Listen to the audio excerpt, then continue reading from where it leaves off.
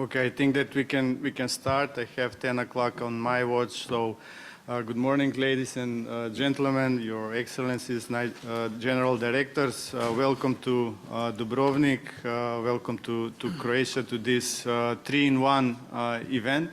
I have the pleasure to announce this roundtable on DRR financing hosted by DPPI and our colleagues from Civil Protection Directorate of Croatia and supported by UNDRR Office for Europe and Central Asia. My name is Vlatko Ivanovski. For those who don't know me, I'm the head of Secretariat at DPPI, and I have, as I mentioned, the pleasure to moderate this session, which is actually a warm-up for the DRR financing workshop, which will continue after the lunch break today in the same location. This event goes also online, again, thanks to the support from UNDRR Office for Europe and Central Asia, and also the workshop which will follow after the lunch break will be streamed online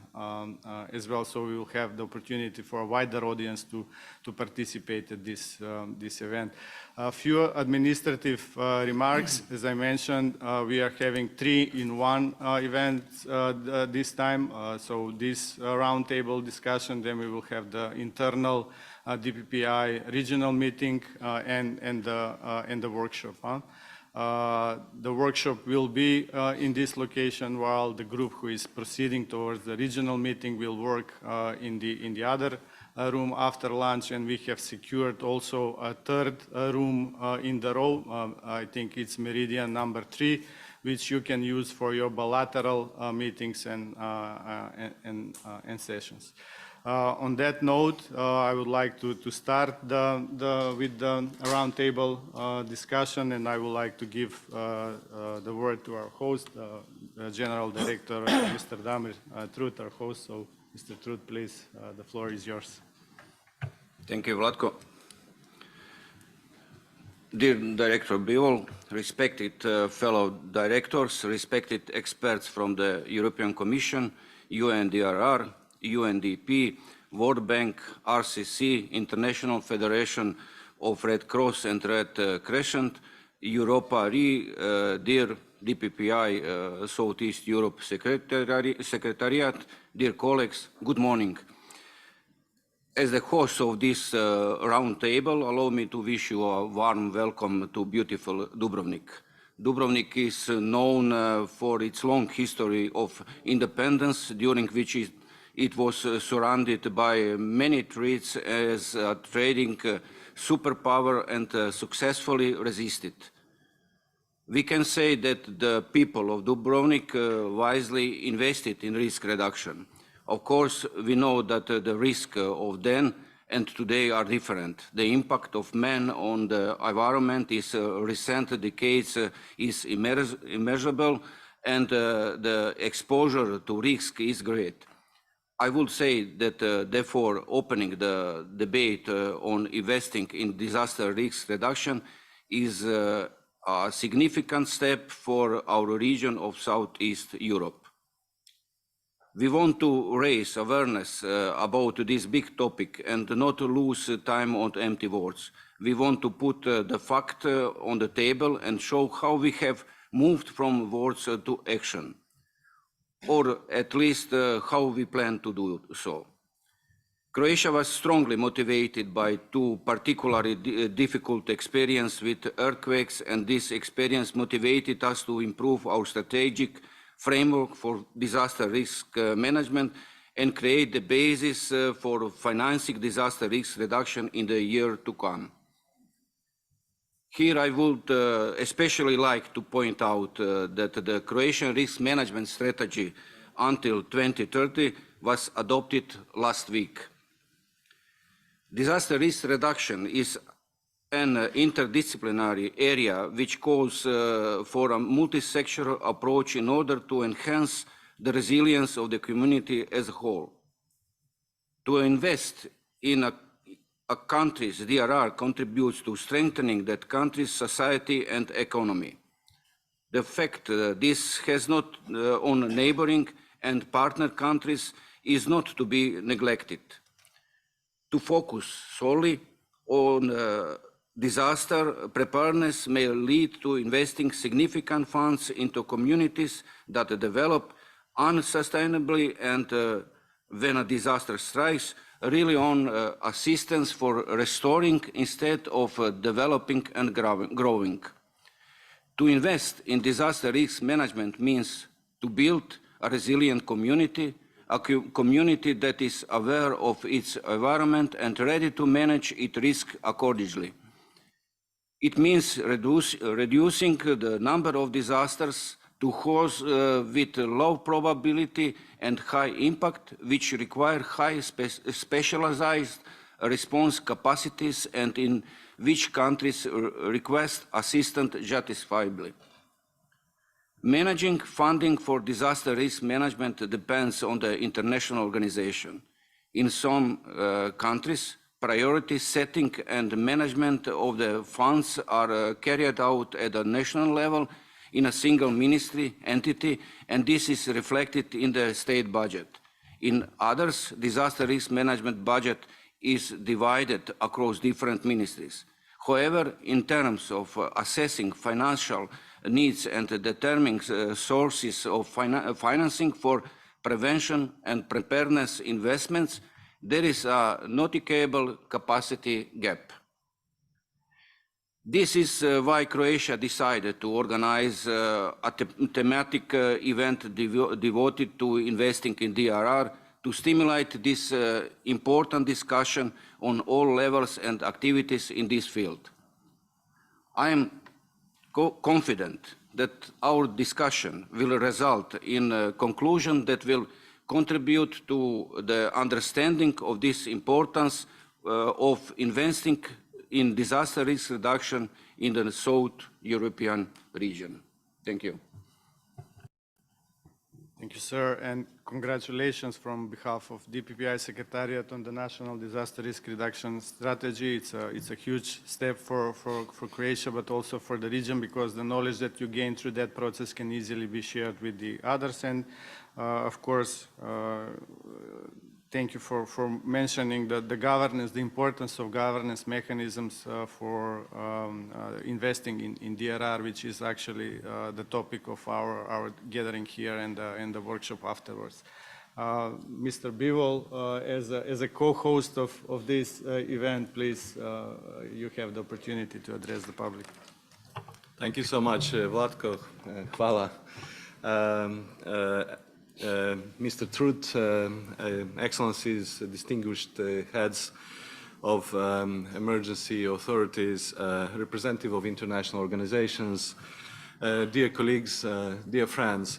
I have a great pleasure on behalf of the UN Office for Disaster Risk Reduction to express my sincere gratitude to the government of Croatia and also the Disaster Preparedness and Prevention Initiative for Southeastern Europe for hosting this European Forum for Disaster Risk Reduction action-oriented dialogue on investing in disaster risk reduction in Southeastern Europe. And I would like also to take the opportunity to congratulate the government of Croatia for adopting the DRR strategy, but also putting the priority on disaster risk reduction financing, including through this dialogue.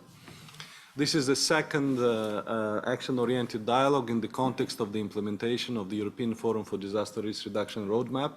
Many of us met last week in Athens in Greece to focus the discussion on heat waves and wildfires, another important topic.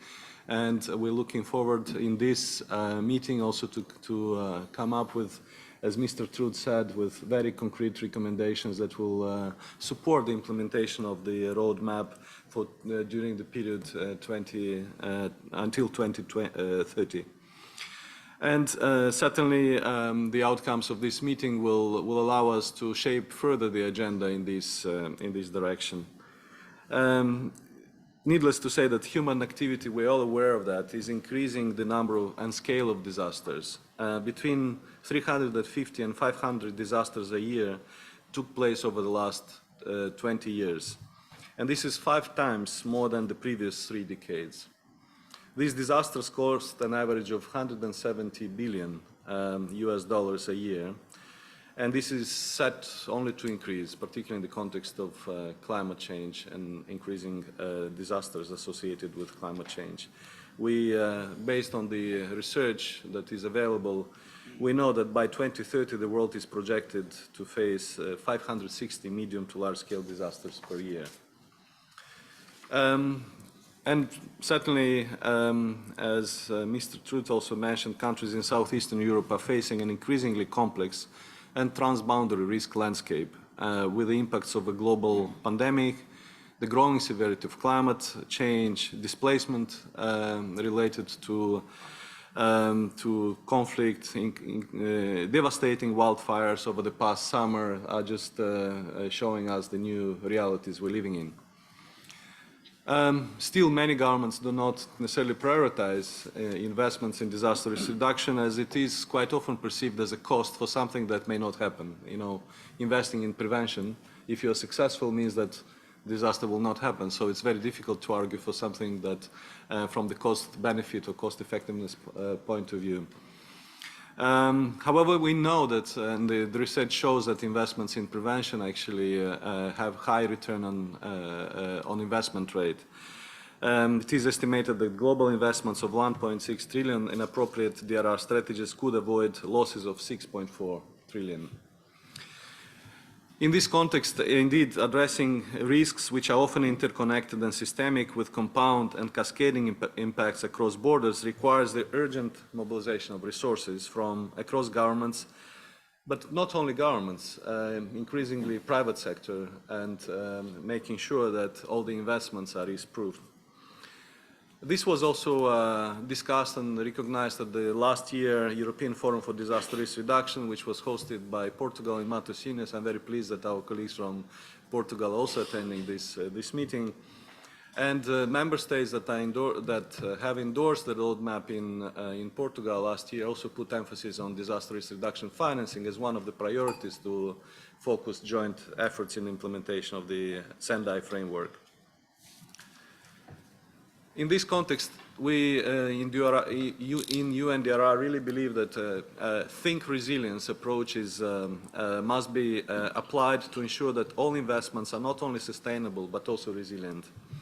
This includes integrating disaster risk reduction and resilience into financial sector investment decision-making and public procurement processes, but also national fiscal frameworks and development dedicated national DRR financing strategies. This relies in turn on strengthening risk knowledge and data and capacities. UNDRR is working at many levels to support better resourcing and planning of investments in disaster risk reduction, which will be discussed in the three-day technical workshop.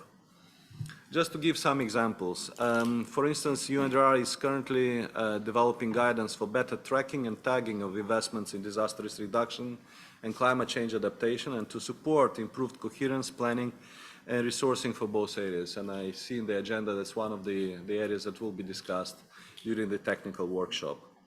We're also supporting the resilience of small and medium enterprises through the development of risk assessment tools that support business continuity planning. Given that globally SMEs make up over 90% of all companies and are the largest contributors to GDP, supporting SMEs have a clear understanding of the risks they face and the types of business continuity plans they can mitigate long-term impact and increase resilience, which is essential for their sustainability and growth. Also at local level, UNDRR supports efforts on local resilience through the Making Cities Resilient 2030 initiative in supporting cities and provinces, including in Southeastern Europe, to assess the risk landscape and develop comprehensive resilience strategies and action plans to also support budgetary planning processes. Finally, UNDRR with government and industry partners have developed a set of principles for resilient infrastructure, providing guidelines and criteria to ensure that resilience is embedded into infrastructure decisions and investments to create national scale net resilience gains and improve the systemic resilience and continuity of critical services and infrastructure. One of the key actions of these principles is the stress testing of infrastructure resilience. This is also recommended through the recent European Council recommendations for strengthening the resilience of critical infrastructure. And we will hear from the piloting of this stress testing in Croatia that was conducted just before this workshop. Finally, and in conclusion, I would like to really express our most sincere appreciation for the excellent collaboration that we benefit from with all countries represented in this meeting and all partners. I would like to thank you for taking really the time to go into the depths of these very difficult subjects. And we look forward to discuss together the priorities emerging from this dialogue and to be able to best support your efforts. Thank you so much again, and wishing all of us a very productive meeting. Thank you. Thank you, sir, and thank you as well for your support in our organization of this roundtable, but also the workshop. The partnership between DPPI and UNDRR continues. Croatia selected the topic of DRR intentionally to be part of our annual work plan for this year. So far, we have organized 2 events related to DRR. We had a risk assessment workshop in Belgrade, in Serbia, in June. Then we have local DRR plans workshops in Antalya. UNDRR was present and on both of the events. So we are constantly pushing this agenda, and I'm sure that we will continue in the next year as well. We are working also on the risk-informed subnational index for 4 pilot states. So this is all a mark that we appreciate the partnership, and we will stay committed to the roadmap and to the EFDRR action-oriented dialogues in the future as well. So I suggest now that we start in an alphabetical order around the table on the statements on DRR from the respective countries that are here present at the meeting. So if Albania, Clyde, if you are ready with your statement, we can start with you and then continue with the others. Yes. Hi, everyone. Thanks. I'm honored to be here today. Albania is a disaster-prone country. The disaster threat to our country is considered. Not all the territory is exposed to the same frequency and the severity of the threat. The government of Albania in the last time has undertaken important steps in recent years to integrate the disaster risk reduction into development of policies and programs to protect the country and development of our country. To integrate the disaster risk reduction in our country and join to the Sendai framework, like we are part for the disaster risk reduction, Albania is also a member of the United Nations Framework Convention of the Climate Change. On behalf of General Director of Civil Protection, National Agency of Civil Protection of Albania, the only institution of the central level that coordinates the activities of policy for civil protection filed in Albania, let me make a brief explanation of what the agency represents. The National Agency of Civil Protection is a central public legal entity that is responsible for the disaster risk reduction and civil protection throughout the territory of Republic of Albania. According to the law on the civil protection, the National Agency of Civil Protection exercises, coordinate, managing, technical and controlling authority of the fight of disaster reduction and civil protection in national level. National Civil Protection Agency coordinates the process for the drafting of national strategy for the disaster risk reduction and the National Plan of Civil Emergency and the National Disaster Risk Assessment, which are the 3 main strategic documents that we are working on that. The National Disaster Risk Assessment and the National Strategy of Disaster Risk Reduction are in their final phase in Albania, and they are we have few weeks. We hope that they will be approved, and which the National Agency of Protection and other institutions in the central and local level will be based and undertaken the operation in the field of civil protection in Albania. With regard to the financing disaster risk reduction, we have relied on the many strategic documents regarding the prioritization of the funds for investment. In both documents, in applied the multi-hazard and multi-hazard risk approach, the main assessment hazard in Albania, threats in Albania are the floods, technical hazards, and the infection diseases, wildfire, earthquake, and landslides. The National Disaster Risk Assessment report discussing a potential risk scenario for the regions and suggests the capacity building measures on three directions, including the mitigation of the risks, future disaster risk management strategy of the country, and the capacity building. The disaster risk assessment intends to provide mean flag and insight into the further approaches of the strengths of the cooperation between the national and international stakeholders of the disaster management system in our country. At the central level, the findings of the disaster risk assessment will facilitate the process of the strengthening of the disaster risk management policy framework. At the institutional level, the disaster risk assessment support the international strengthness of the National Agency of Civil Protection, creating the framework for the further membership of European Union Civil Protection Mechanism, and from our side, the government of Albania is answering to globally acceptation of obligation of part of SENDER framework, aspiring to become the future UN member of the part of Union Civil Protection of Albania, but most importantly, we are waiting Albania to become a disaster resilience country. So it's strongly supporting the development of national disaster risk strategy.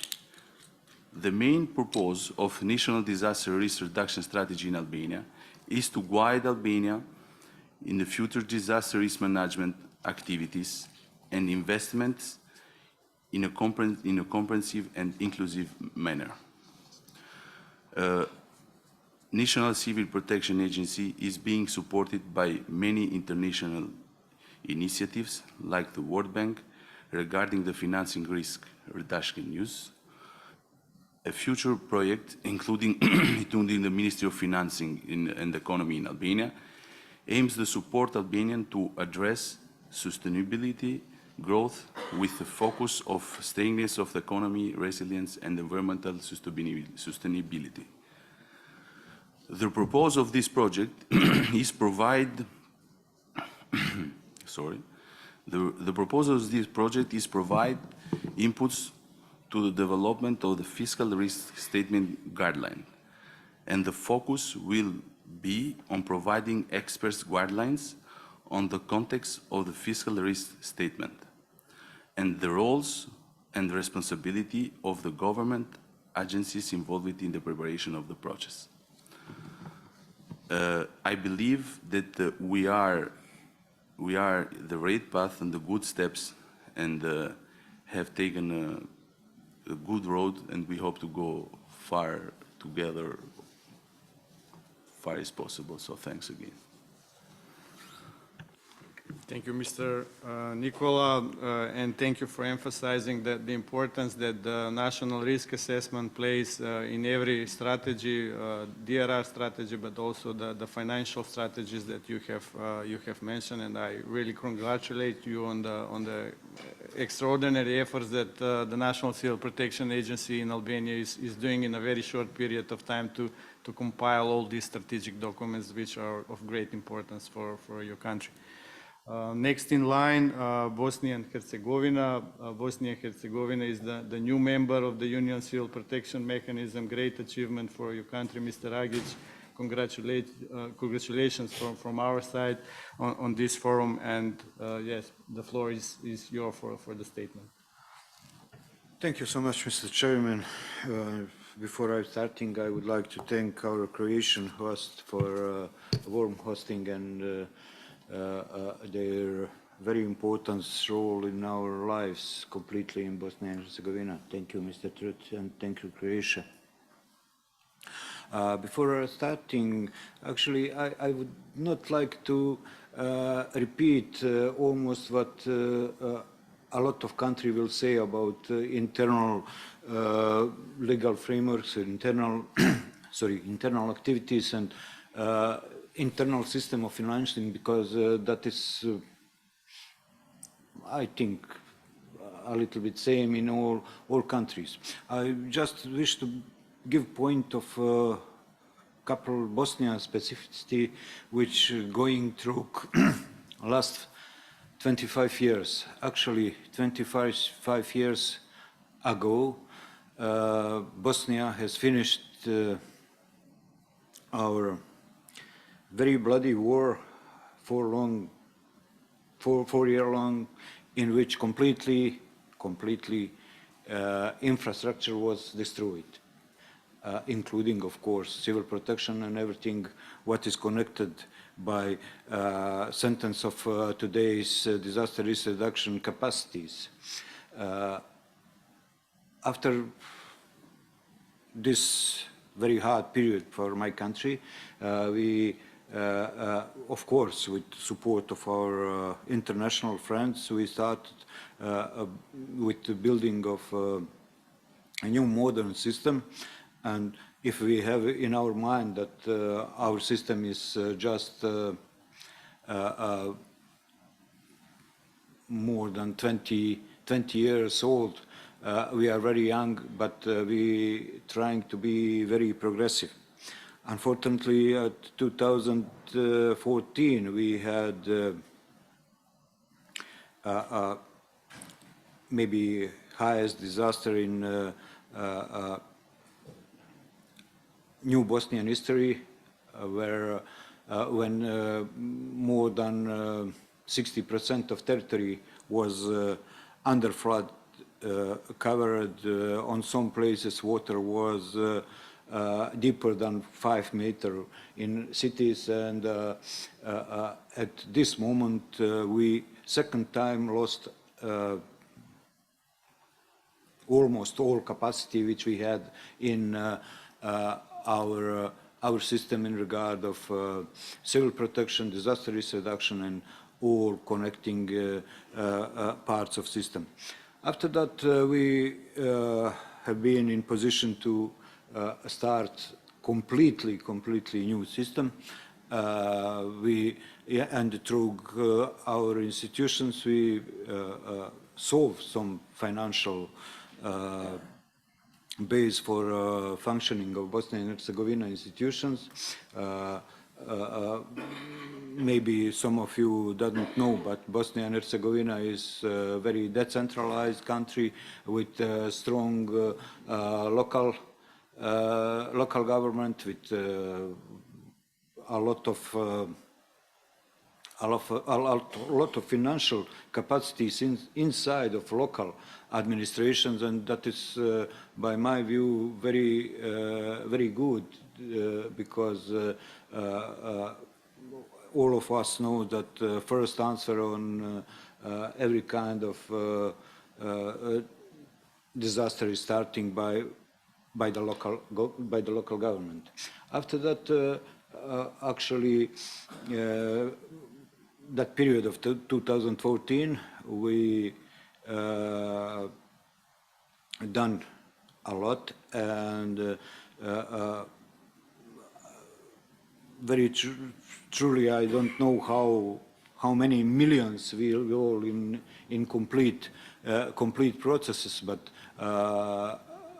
very clear fact which our colleagues make with our dear colleagues from World Bank, is find that Bosnia and Herzegovina need about 50 million euros or US dollars. Today it is a little bit same for completely finishing all equipment of all our units and finishing our temporary process of rebuilding of our capacities. Of course, for the future we have programs, plans, and document which are going in our institutionally system for making main political decisions. One of these is strategy, governmental strategy, which is temporary in the moment of parliamentary procedures in Bosnia and Herzegovina. And unfortunately, it's waiting for making decision because we had national elections couple of last months, and we waiting a new government. In totally, I would like to just express our bigger gratitude and gratefulness to our international partner, United Nations, European Union, and our bilateral partners. That is actually most of these present countries, starting by Montenegro to Albania, around this table, and we are very appreciate their help. Now we are preparing and we are going to this way to be country who will be able to offer our help, not just to ask help. You mentioned, Mr. Jovanovski, this point that Bosnia and Herzegovina is going to mechanism of civil protection of European Union, and we will find, or we will try to use all possibilities, especially financial possibility which is offered by mechanism of European Union, and that is point that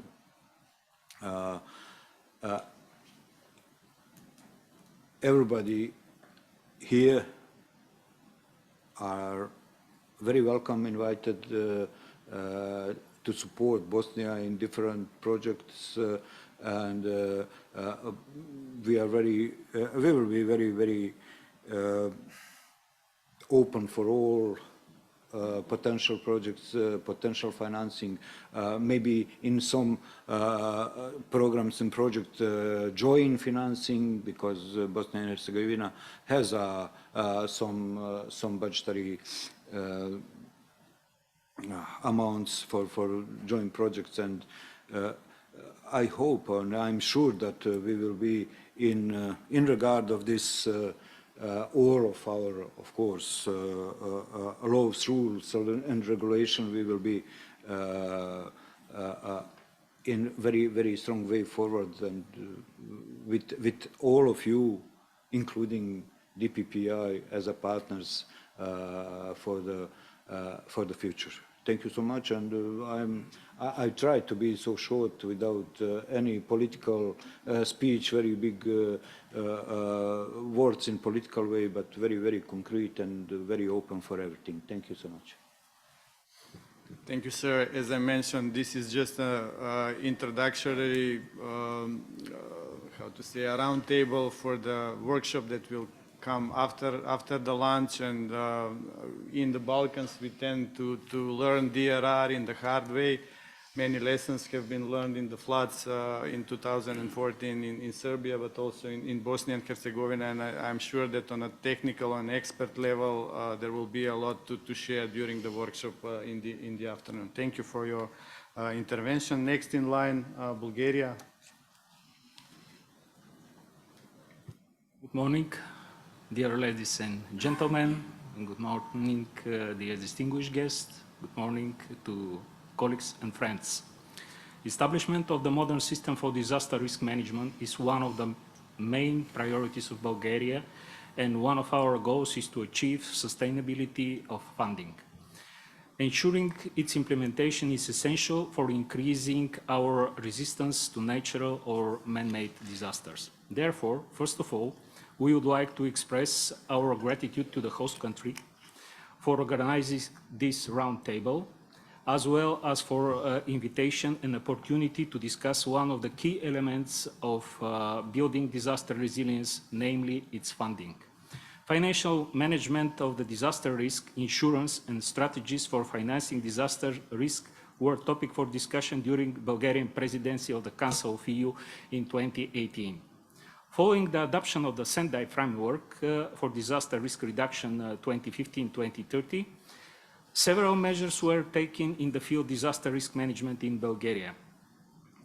Before we start our discussion, I would like to point out that it's not enough just to identify sources for funding measures for disaster risk reduction envisaged in various documents. Using effectively those sources is of utmost importance.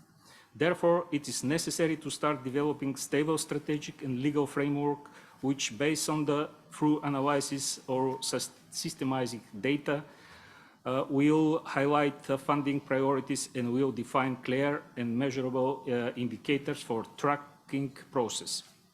Having national system for collecting, storing and sharing data for the damages and losses in case of disaster would greatly facilitate the process of identifying funding priorities access. Last but not least, we would like to point out that clear and strong political commitment and will for the implementation of the measures envisaged are key for the achieving of the goals.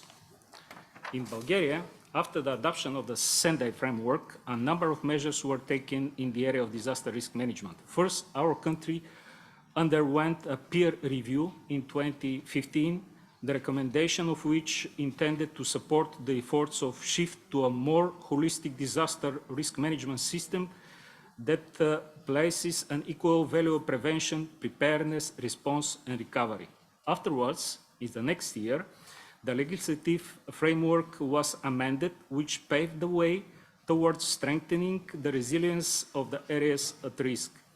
As a sequence, were adopted the National Disaster Risk Reduction Strategy 2018-2030, the National Disaster Risk Reduction Program 2021-2025, along with the respective annual plans for its implementation. Sound disaster risk management policies are important, but more important is their coherence with the climate change and development policies. Following the topic in 2019, the National Climate Change Adaptation Strategy and Action Plan was also adopted. In order to address most of recommendations of the assessment of national strategy for DRR, as well as some additional challenges, a reimbursable advisory services agreement accelerating resilience to disaster risk between the Ministry of Interior of Republic of Bulgaria and the International Bank for Reconstruction and Development was signed. The National DRR strategy defines the vision, expected outcomes, strategic goals, and the priority areas for the disaster risk reduction. The vision is based on a Sendai framework for disaster risk reduction. It aims to create a resilient and safer environment for the population. The implementation of the strategy is expected to contribute to the prevention of new risks and reduction of the existing ones in order to achieve disaster resilience. To meet the expectations from the implementation of national disaster risk reduction strategy, 4 strategic goals have been set: achieving the disaster resilience of the society, building disaster risk management capacity of all administrative levels of governance, achieving the coherence during the implementation of the policy for sustainable development, climate change adaptation, and disaster risk reduction and achieving sustainable financing of disaster protection. In addition, 5 priority areas have been identified. The most important priorities as follows. This is the priority number 3, is the investing in disaster risk reduction, and priority 4, introducing policies for financing disaster risk management. So we all realize the importance of investment in this process in address to all of national documents, from strategical level to operational plans. The national DRR program covers 5-year period of time and is developed to implement the national DRR strategy targets. It defines the operational objectives and achieve activities at priority areas for action in order to achieve the strategic objectives. The implementation of the program focuses on, but it's not limited to, reducing the vulnerability of the population for disasters, improving the coordination and efficiency in the implementation of the activities for disaster risk reduction in the separate sectors and avoiding duplication of activities, increasing the funds invested in disaster risk reduction activities, improving the sharing of information and data on disaster risk, using the public-private partnership to achieve better results of disaster risk reduction, increasing the use of innovation and technology in the field of disaster risk reduction. For each priority area for action of the national strategy in the program-specific activities have been identified for the operational objectives and the responsible institutions for their implementation. The program describes the sources of funding as well how to report and monitor the implementation. For the 2021, 80 activities had been planned with the budget of approximately 60 million euros. The annual plan for this year consists of 60 activities with near the same allocation of money, 60 million euros. The Council for Disaster Risk Reduction at the Council of Ministers has given guidelines for the development and implementation of regional municipal programs for disaster risk reduction. Their purpose is to assist district and municipal councils for disaster risk reduction in the development and the implementation of the district and municipal programs. Following them, on the one hand, we will provide a unified approach in the development and implementation of the program, and on the other hand, we will help link between the national disaster risk reduction program from 2021 to 2025, and hence to the National Disaster Risk Reduction Strategy from 2018 to 2030. Reimbursable advisory service agreement covered the period from March 2020 and was focused on 5 components. It resulted to the comprehensive reports on each of the components. Furthermore, some of the results under component 3 and 4 are to be adopted by the Council of Ministers in the coming months. This way, by the development of the proposal for National Disaster Risk Profile, the need to conduct a national risk assessment was addressed.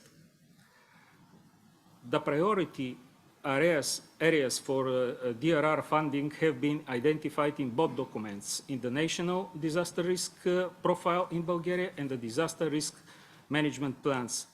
For each of the 14 identified risk measures are identified in 3 time ranges: until 2025, until 2030, and until 2040.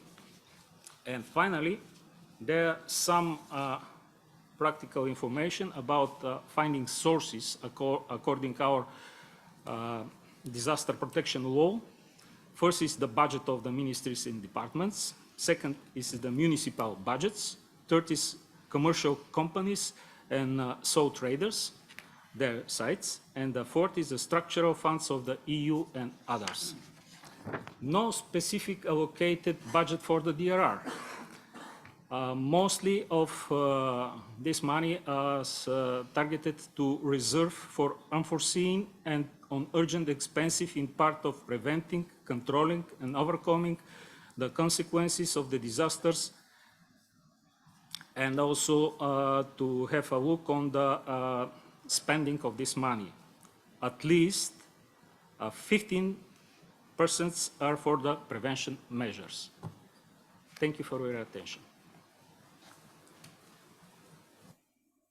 Thank you, Mr. Stanev.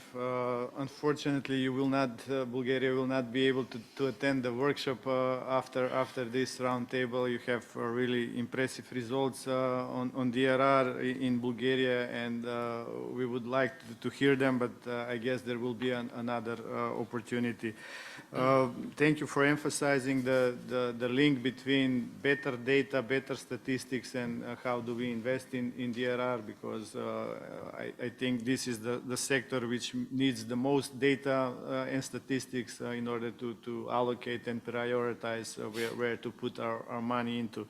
But also last week during the Athens forum, there was a statement that we have like inflation of promises. So all of our strategies, they are written very well with very well intentions, but then we promise a lot, but we deliver little. So monitoring and mechanisms for how we implement our strategies are of great importance, and excellent that Bulgaria is thinking in that direction. Next in line, Montenegro.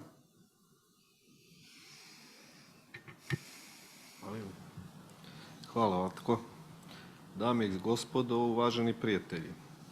Koristim priliku da se zahvalim na pozivu i mogućnosti da govorim na ovom veoma važnom panelu u vezi sa finansiranjem smanjenja rizika od katastrofa. Uvažavajući vrijeme koje nam je na raspolaganju za ovo izlaganje, ukratko ću vas upoznati sa situacijom u Crnoj Gori kada su u pitanju smanjenje rizika od katastrofa i finansiranje ove veoma važne oblasti. Good morning, dear colleagues. I'm using this chance to thank you for the invitation and the opportunity to speak on this very important panel regarding financing disaster risk reduction. Respecting the time we have available for this presentation, I will briefly introduce you to the situation in Montenegro when it comes to the DRR and financing this important issue on file. Još u decembru 2017. godine vlada Crne Gore donijela je strategiju za smanjenje rizika od katastrofa sa dinamičkim planom aktivnosti za provođenje strategije za period 2018-2023. godine, čime je iskazala posvećenost provođenju aktivnosti na smanjenju rizika od katastrofa. Trenutno se sprovode aktivnosti iz akcionog plana za period 2022. do 2023. godine, za čiju je realizaciju procijenjeno da je neophodno obezbediti finansijska sredstva u iznosu od oko 13 miliona eura. Ovaj akcioni plan sadrži 56 aktivnosti i značajan broj podaktivnosti, nosioci organe koji učestvuju u realizaciji aktivnosti, vremenski okvir za realizaciju, procjenu troškova i izvor finansiranja kao indikator uspjeha. Realizacija prvog akcionog plana za 2018. i 2019. godinu bila je 44,20%, dok je za 2020. i 2021. godinu ta realizacija bila svega 26,5%. The government of Montenegro in December 2017 adopted the strategy for disaster risk reduction with dynamic plan of activities for the implementation of the strategy for the period 2018-2023, with which it expressed its commitment to the implementation of disaster risk reduction policy. Activities from the action plan from the period 2022 and 2023 are currently being implemented, and for the realization of these activities estimated that is necessary to provide financial resources in the amount of the 13 million euro. This action plan contains 56 activities and a significant number of the sub-activities, also holders and authorities participating in the implementation of the activities. time frame for implementation, cost estimation, source of the financing, and as well as indicators of success. Also about the realization of the first action plan from the two years, 2018 and 2019, realization was 44.20%, while for the second action plan from the 2020 and 2021, realization was only 26.5%.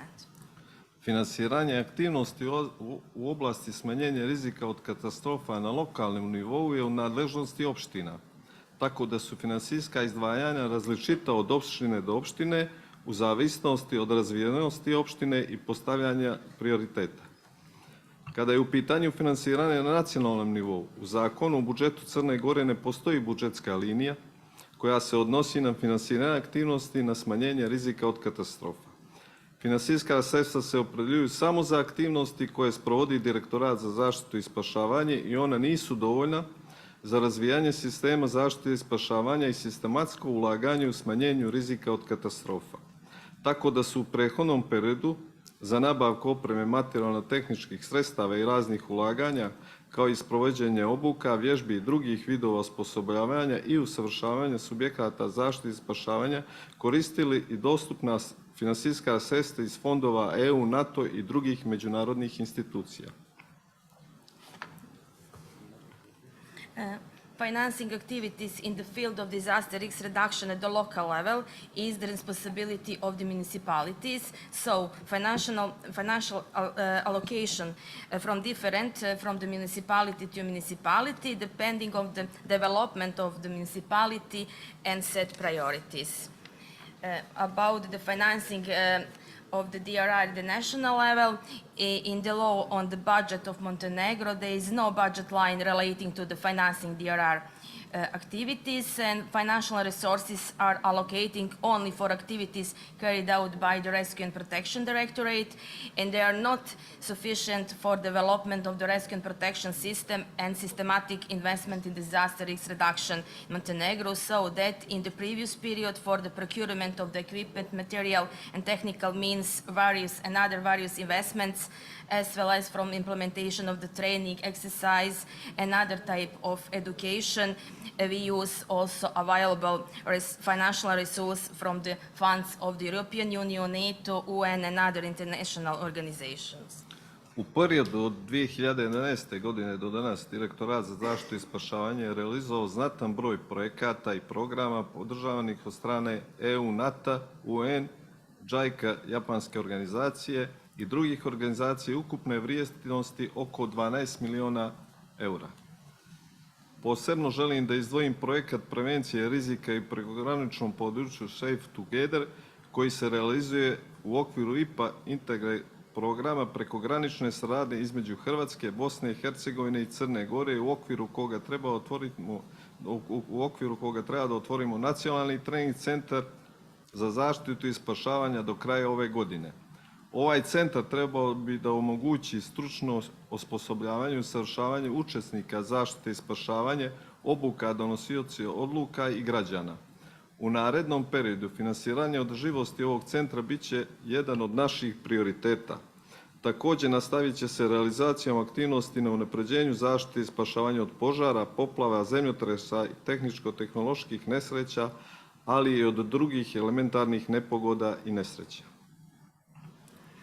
In the period from 2011 to today, the Rescue and Protection Directorate has implemented a significant number of the projects and programs supported by the EU, NATO, UN, JICA, and other international organizations with a total value of around 12 million euro.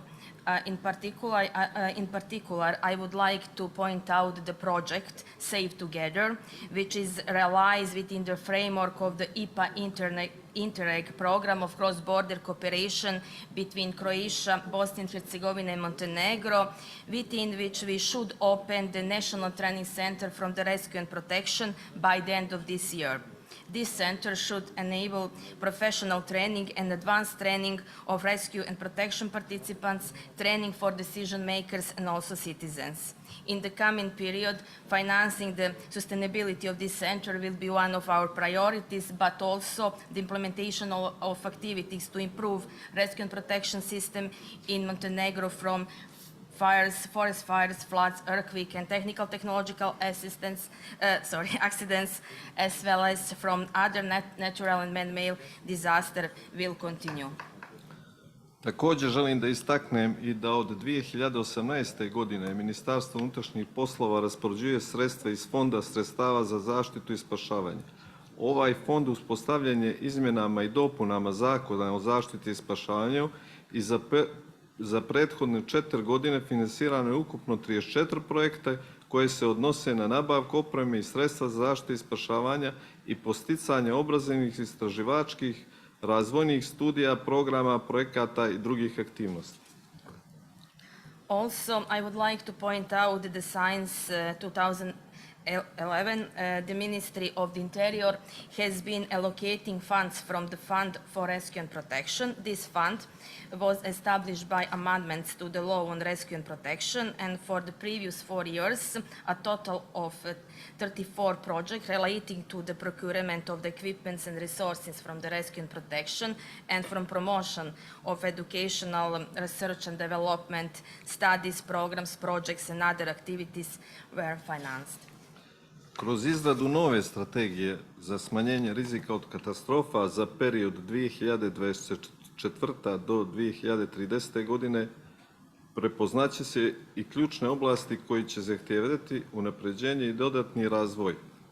Procjena rizika od katastrofa koju smo izradili 2021. godine i procjena sposobnosti upravljanja rizicama od katastrofa dokument na čiju izradu trenutno radimo. Također daće smjernice za prepoznavanje budućih prioriteta u ovoj oblasti. Na kraju bih napomenuo i veliki značaj prekogranične saradnje, kao i bilateralne i regionalne povezanosti koje može i treba da rezultiraju ulaganjem u smanjenje rizika od zajedničkih rizika, pogotovo onih sa prekograničnim utjecajem. Hvala vam na pažnji. Through the development of the new strategy for disaster risk reduction from the period 2024-2030, key areas that will require improvement and additional development will be recognized.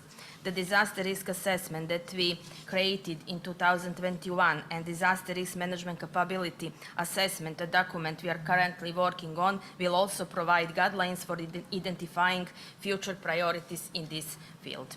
Finally, I would like to mention the great importance of the cross-border cooperation and also bilateral and regional connectivity, which can and should result in investment in reducing the common risks, especially those with cross-border impact. Thank you very much. Thank you, Mr. Bešović. Thank you, Zorica. Again, impressive results in Montenegro as well, starting from the strategy with the risk assessment and now the risk management capability assessment. And thank you for noting down again the importance of the municipalities in implementing these strategies and funding mechanisms, and referring to the regional cooperation, but also the important role that projects are playing in this area as a potential funding mechanism. Next in line, North Macedonia.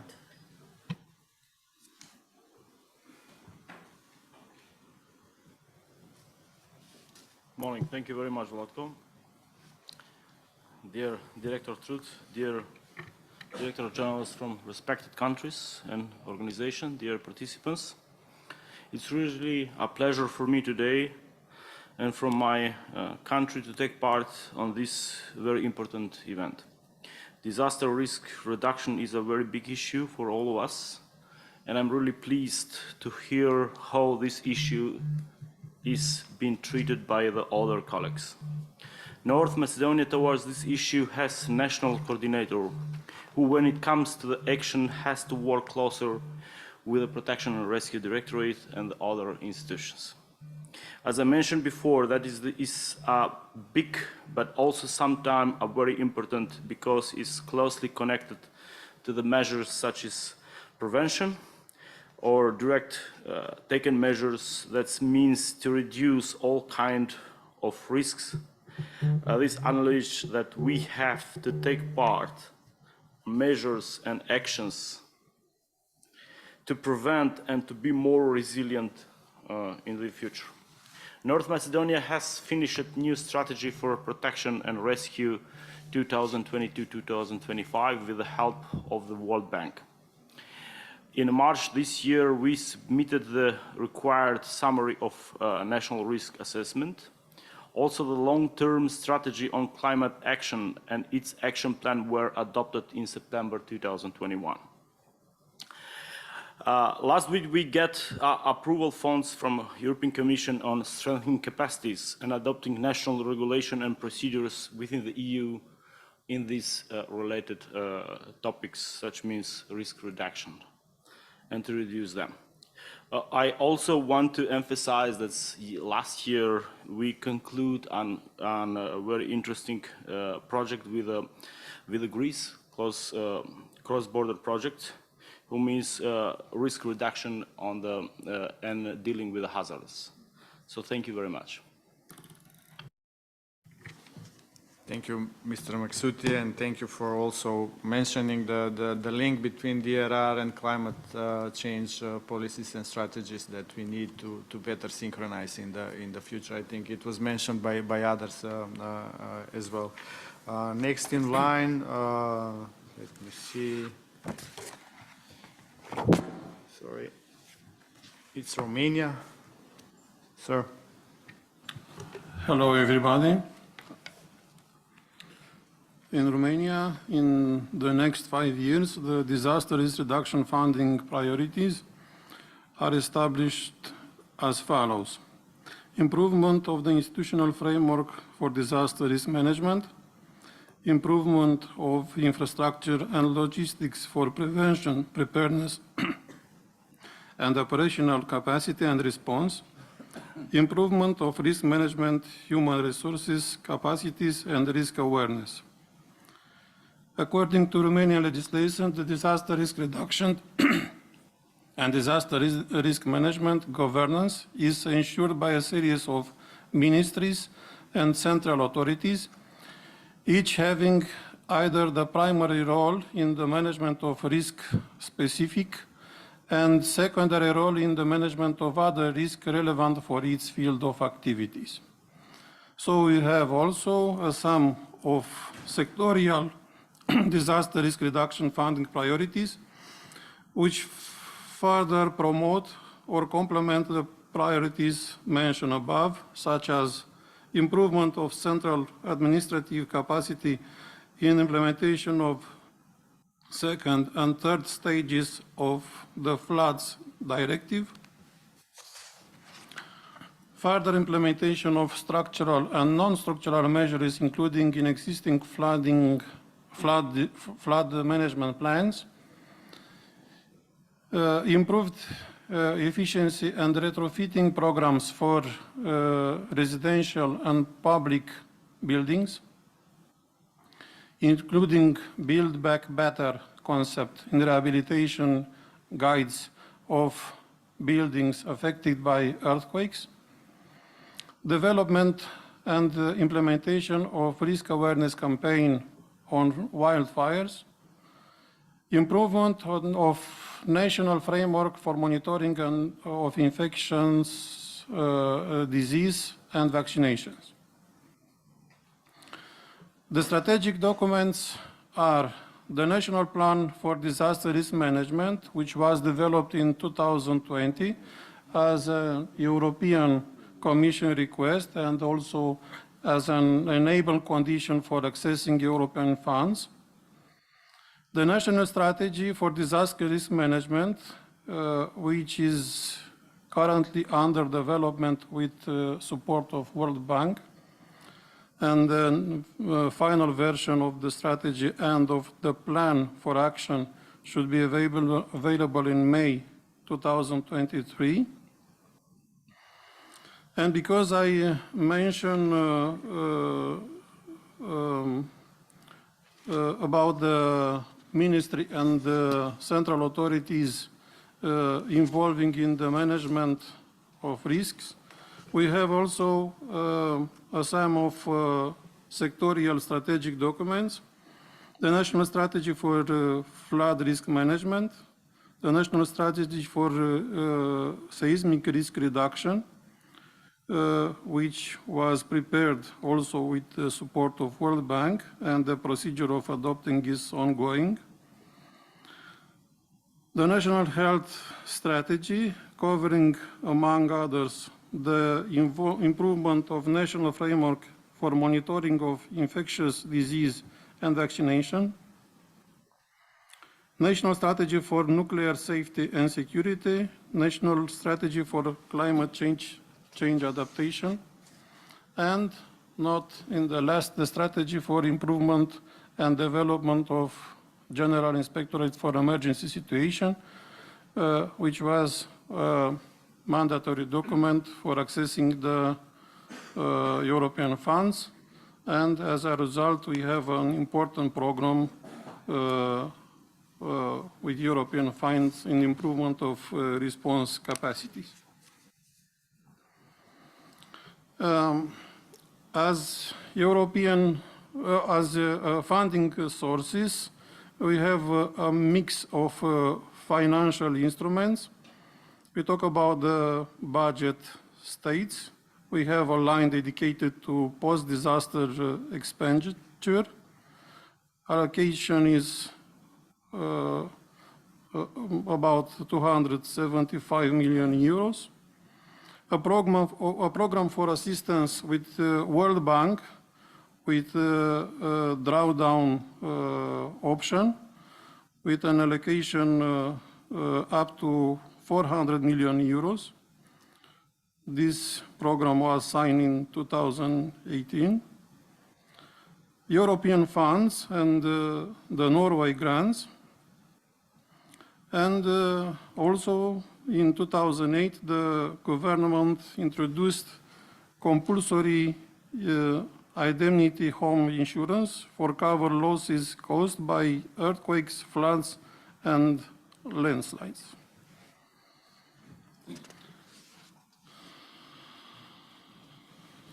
I will stop here. Thank you very much. Thank you, sir. Again, a lot of activities on a policy level, strategic documents, but you've mentioned also one important thing, improvement and investing in human resources, which is excellent. According to recent findings, the biggest return in investment is actually in human capital, so we need good people, educated people who will actually proceed with the agenda of DRR. So thank you for noting that down. Next in line, Serbia, Mr. Baras. Thank you, Vlatko. Dear colleagues, ladies and gentlemen, first of all, I want to join my previous colleagues and to thank the host for this beautiful gathering, all of us here in this city of Dubrovnik. Starting from the law of disaster risk reduction and emergency management of the Republic of Serbia, it is fully harmonized with the SEDAI framework. The principles of planning documents, measurements, and activities that contribute to the rising of the level of preparedness for response in the national and other disaster are in the foreground. Investing in disaster risk reduction for resilience as one of the priorities of the SEDAI framework is also recognized in the organization of the Republic of Serbia. The obligations of all entities in the disaster risk reduction systems are clearly defined, and they are reflected primarily through the mandatory adoption of strategic documents, which as risk assessment and rescue plans. These documents represent the basis for further investment in the disaster risk reduction system in Serbia. Today, over 90% of local governments have adopted strategic documents, which is a significant improvement compared to the previous period. Also, the new National Disaster Risk Reduction Strategy 2023-2030 will be the roadmap for common understanding of DRR in Serbia. It will establish legal and institutional basis for effective planning of disaster risk reduction. The action plan will harness more proactive approach to reduce exposure to disaster and adoption of both documents are expected at the beginning of the 2023. And we are looking forward to working together with UNDRR on assessment and evaluation of those strategy. In practice, investment in disaster risk reduction has not yet been fully implemented. The main problem of local governments is the lack of financial resources as well as undetermined budgetary resources for DRR. Funds or budgets are often overly focused on disaster response and recovery before preventing disasters in the first place. However, significant activities were carried out through the Office for the Management of Public Investment financed for the EU funds, such as reconstruction and improvement of flood prevention infrastructure by building and reconstructing a lot of structures, water supply systems, rehabilitation of landslides, regulate the water courses in the local self-governments, reconstruct the local road and the bridges.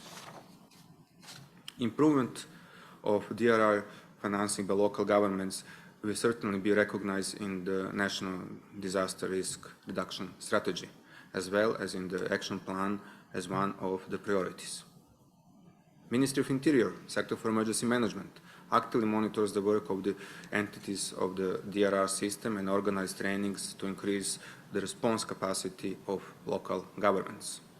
In the last 2 years, more than 55 local governments work on preventive activities, which includes regulating local water courses. And Sector for Emergency Management regularly submits reports, and from which it can be seen that the main problem of the local governments is the lack of financial resources. Disaster Risk Register as interactive digital database has been established thanks to the EU for the Serbia Resilient to Disaster project, which is implemented together with UNDP and the other states' authorities, and represent the example of cross-institutional cooperation between the component authorities in the Republic of Serbia. Disaster Risk Register enabled the state authorities to exchange data in real time, improve the quality of prevention activities, and facilitate the emergency response. Also, Sector for Emergency Management, as the part of the Ministry of Interior, plans budget funds in order to reduce the risk on disasters. In cooperation with local self-governments, one of the priorities is to establish smaller and rescue stations to reduce intervention in the time. Strengthening the capacity of operational forces, such as professional firefighters and civil protection units, is our priority, and the significant parts of our budget is allocated for this purpose. Since 2017, a total 342 firefighting vehicles have been purchased. A total 53 million euro has been invested through the Sector of Emergency Management capital investment in the last 5 years. In the period from 2012 until today, the Sector for Emergency Management has implemented and participated in more than 20 projects financed by the European Union funds. The implementation of the mentioned project significantly improved capacity of the Sector for Emergency Management and the whole system, as well as the preparedness and readiness in the act of emergency situations. Currently, the Sector for Emergency Management participates in 12 projects financed by the European Union, and I would like to emphasize 2 projects of strategic importance, which are a preparatory phase, and the implementation is expected to the end of this year or the beginning of the next year. The first is large infrastructural project of the cross-border cooperation between Serbia and Romania, named the more secure cross-border area by enhancing the emergency response capability, and the second one is strategic project of the cross-border cooperation Serbia-Bulgaria, named preparation of population for actions in the case of disasters and improvement of the capacity of professional teams for response in the case of emergency situations within Bulgarian and Serbian cross-border region. A total of 6 million euros has been invested through the international project and donations in the last 5 years in Serbia. Also, one of the main goals in the coming period will be implementation of the 112 system in the Republic of Serbia. The main result of the project, named Development and Efficient Emergency Call System in the Republic of Serbia, carried out in cooperation with the EU delegations of the Republic of Serbia, was particular gap analysis on the 112 system, and as well as serious recommendations and the documents. And the next step was the agreement on the implementation of the 112 system signed with the People's Republic of China, where recommendations and already prepared documents from the project implemented with the EU delegation in the Republic of Serbia were largely used in the implementation of the system 112. Thank you all for your attention. Thank you, Mr. Baras, and thank you for emphasizing the balance that we need to have in our preparedness activities and prevention. As civil protection organizations, we need to be ready to respond fast and quick, and our response needs to be effective. So we need not to neglect our first responders, but also we need to have a balance in prevention projects. So how to achieve that balance is a million-dollar question, I guess. Next in line, Slovenia. Thank you, Vlatko. Good morning, everybody.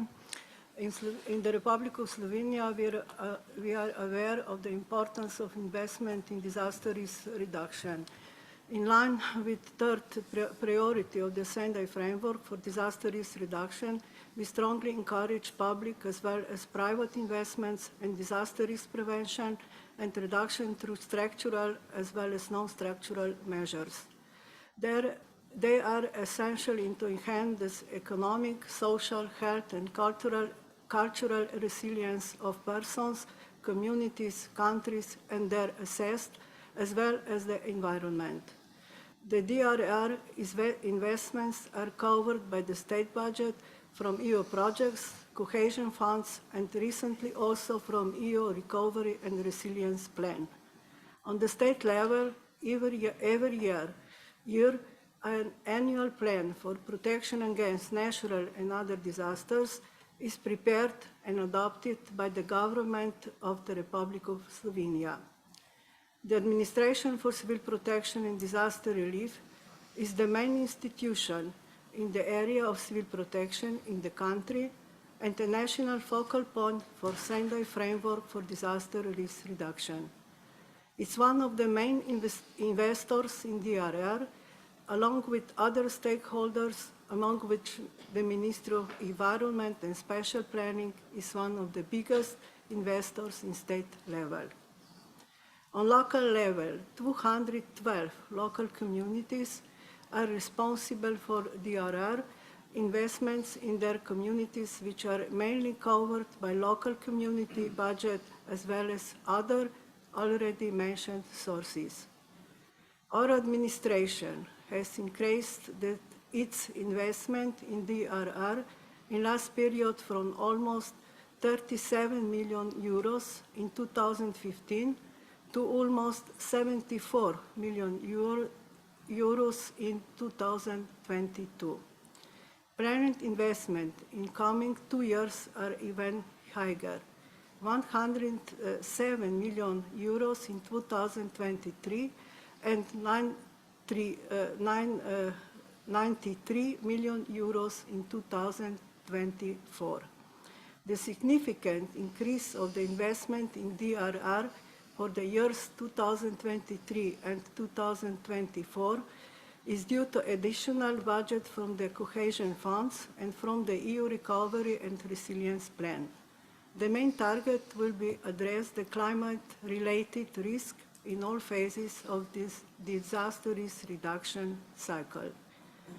In 2022, Slovenian civil protection is the process of preparation of a public tender for the biggest investment in the history for the purchase of vehicles and equipment for responding to natural and other disasters.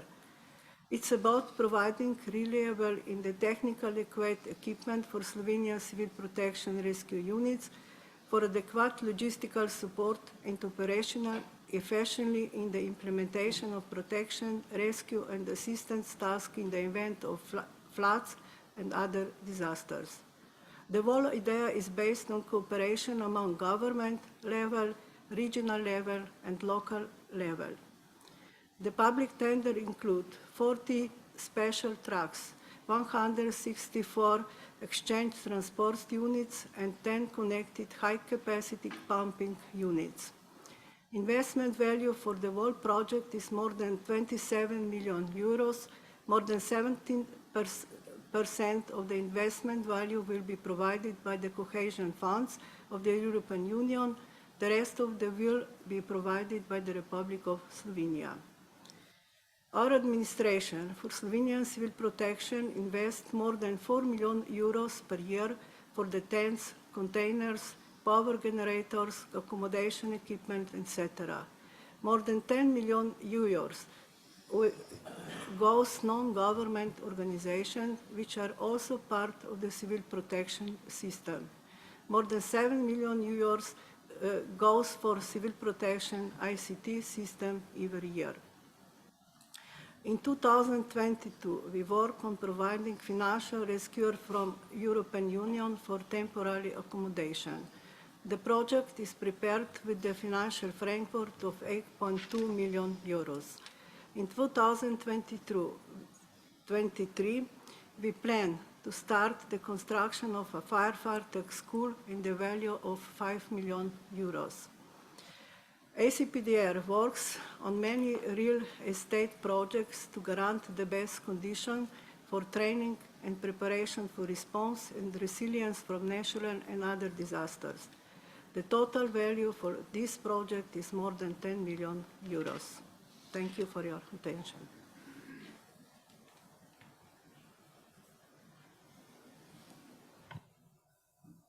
Thank you, Olga. Again, the needed balance between preparing our response units and investing in intervention is a key takeaway. Mr. Tatar, Turkey is next. Thank you, Vlatko. Good morning, everybody. So before I begin, I would like to thank the Secretariat, the Chair in office in Croatia, and the all member states, both personally and on behalf of my country. I also would like to share the head of AFAT, Mr. Yunus Sezer's greetings with you. He wasn't able to join us due to his very heavy schedule. So before I start my statement, I'll just briefly give you some information about the recent institutional change in AFAT. So AFAT has now made some institutional change, and with these changes we have 4 general directorates were established under the AFAT presidency, and 22 departments were established under the general directorate. So I am the acting GD of the earthquake and risk reduction. After that, I just would like to share briefly our activities since the last meeting that was held in March 2022.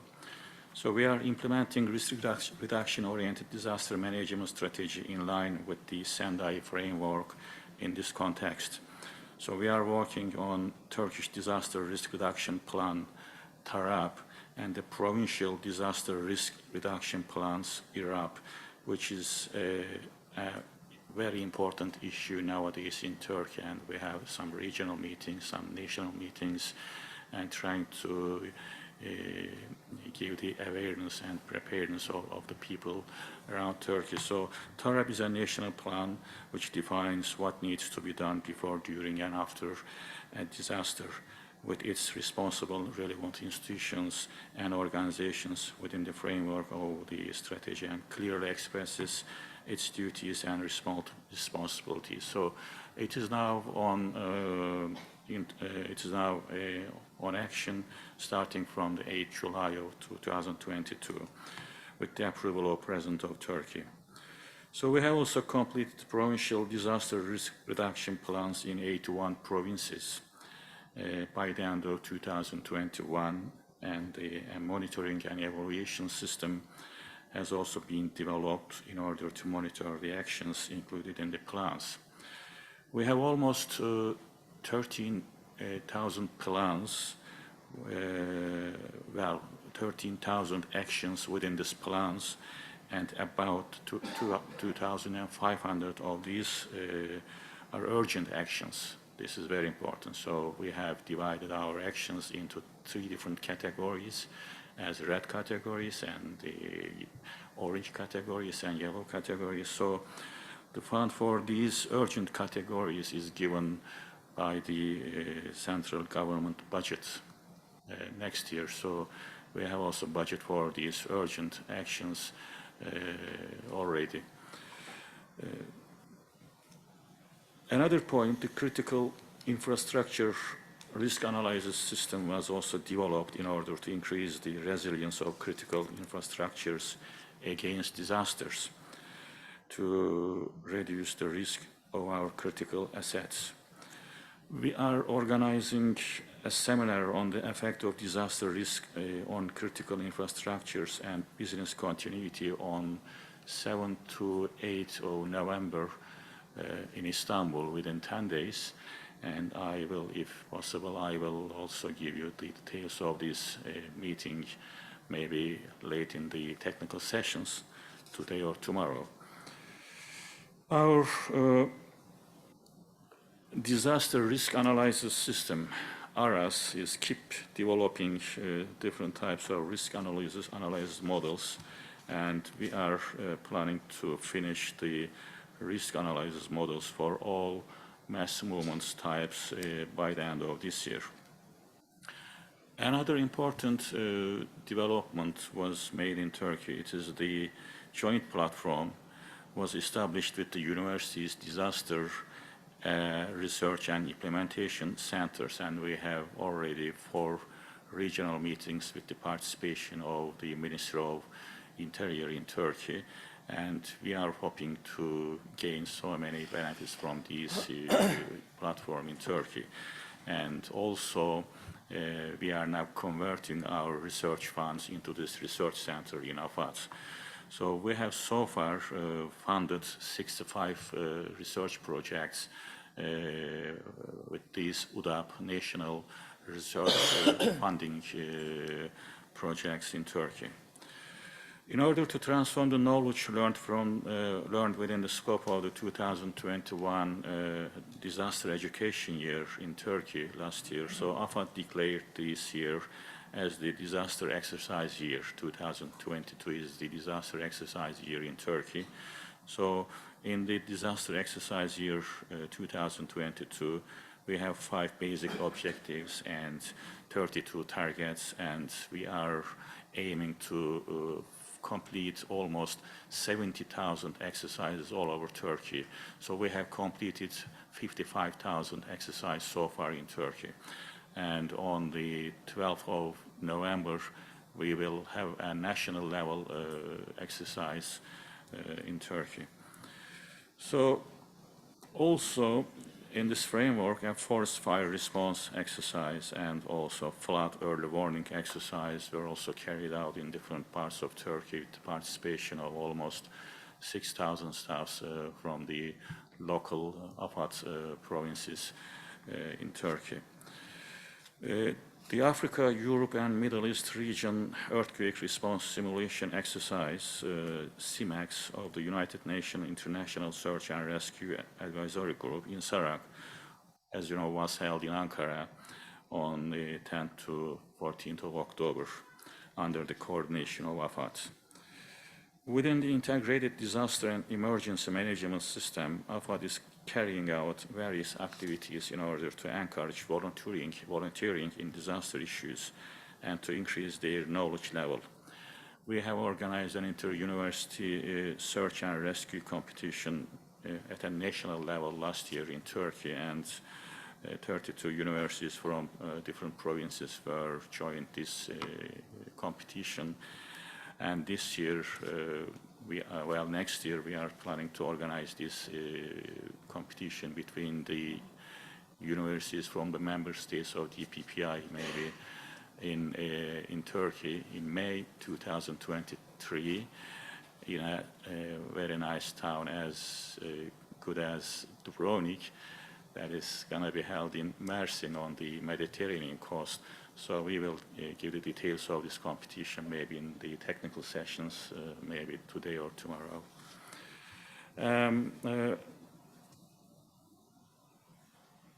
As of October, there are almost 600,000 AFAD volunteer application to the AFAD volunteering system. This is important, so we have to increase the number of the volunteers in our system. So Turkish disaster response plan was also renewed in the light of the experiences gained from past disasters, and now the renewed plan consists of 23 working groups locally and 25 working groups at national level. So in the context of the Turkish disaster response plan, the forest fires disaster plan was also prepared. So we continue to work on recovery after disaster. So Turkey's post-disaster recovery plan preparatory studies was also initiated, and we will be able to finish these Turkish post-disaster recovery plans by the end of this year as well. In addition to all these works, our international humanitarian aid activities are also keep continuing, and within this frame, we have sent our humanitarian aids to many countries, and finally, after the recent floods in Pakistan, under the coordination of AFAD, humanitarian aid consisting of 50,000 tents and 500,000 food and cleaning materials were also sent to Pakistan. That's briefly the items Turkey has done so far. So thank you very much for your kind attention. Welcome. Thank you, Mr. Tatar. I'm always impressed by how things are always big in Turkey. 55,000 exercises, 600,000 volunteers. That's I mean, unimaginable in other places of the world. So thank you for your intervention. We've started this session with the host, and we are ending, I guess, with the host. So the final words from National Civil Protection Directorate of Croatia. Mr. Trut, please. Thank you, Vlatko, for the floor. Again, as I said before, this debate on investing in disaster risk reduction is a significant step for our region. Already we have heard some valuable statements, and I am positive that by the end of this week we are going to reach magnificent conclusions, not only for the region, but also beyond. I believe we also have some participants out of region and some speakers from the EU countries sharing good practices. We find it is essential to learn from each other. It is the only way to move forward. By developing our new national disaster risk management guiding document, Croatia wanted to learn from others and adapt and implement as much as possible within our national context. It was not easy. We had to compromise and discuss a lot. We have been developing the first national disaster risk management strategy for years, but finally, last week, I'm pleased to say it was adopted. We wanted to make this strategy comprehensive. We wanted it to track all DRR financing and include all hazards and activities. It is not a preparedness strategy. It is not a civil protection strategy. It is an overreaching document guiding all of the disaster risk management activities in the country. Clearly and very plastically showing disaster risk management is not only our obligation, but it has to be a joint effort. Here we cannot look at each sector's or ministry's obligation according to a specific legal document. Here we have to work together, otherwise we cannot move forward, we cannot develop, at least not sustainably develop. The strategy is also in line with national development strategy. It also includes activities planned in the national climate change adoption strategy and activities from each of the sectors and ministries with a special emphasis on the scientific community. As we do not stand alone during response phases, we must cooperate and integrate DRR into all relevant national policies. The vision of our new strategy is a disaster resilience Croatia, and we plan to achieve two main goals with its implementation. First, reduction of highest disaster risks, and second, increasing preparedness for disaster management. Developed strategy focuses on the main risk identified and analyzed through the national risk assessment. It also focuses on the gaps identified in our risk management capability assessment. One would think it is an easy task to combine the two and make a plan, how to reduce the risk by filling the gaps, and it is, until you have to plan for financing these activities. As you all know, securing finances and prioritizing is the key and the biggest struggle. What will be even more of a struggle in the future is implementing plans and not letting current events affect our plans as ambitious as they are. Activities in the strategy are divided into 6 key areas of intervention: disaster risk management, raising awareness and education, scientifically based risk assessment, integration on the strategy's goals into the national strategy framework, and the sectoral strategic frameworks, management in disasters, and capacity building. The financial frame for all the activities amounts to about 1 billion and 800 million euros. Ambitions, yes. Crucial for Croatia's development, absolutely. By adopting this strategy and action plan, Croatia fulfills our obligations. Article 6 of the decision on the Union Civil Protection Mechanism states that member states must further develop and improve risk management planning. Adopting this document fulfills the national legal obligation, the obligation from the decision of the Union mechanism, and the condition that enables the implementation of EU funds.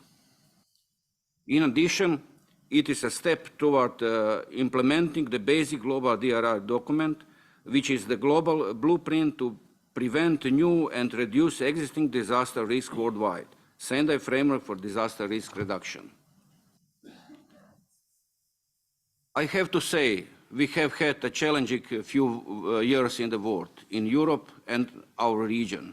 Many of our debts have come knocking on our doors, waking us up and showing more than ever that the planet is not going to adapt to our needs. We are the ones that need to adapt to the environment we live in and reduce our growing vulnerability. We recently reorganized the civil protection system, and disaster risk reduction is a topic we have been continuing to advocate for since more than 10 years ago, when we first established the National DRR platform, and we are still thinking of ways to improve. Prioritizing DRR investments is not an easy task, but it is an important one. Knowing risk, respecting the research-based recommendation of the scientific community, and cooperating on all levels and throughout all sectors is the only way to approach it. Financing is the main enabling factor here. We must discuss more about it and learn language to mainstream DRR into the financing sector even further. Thank you.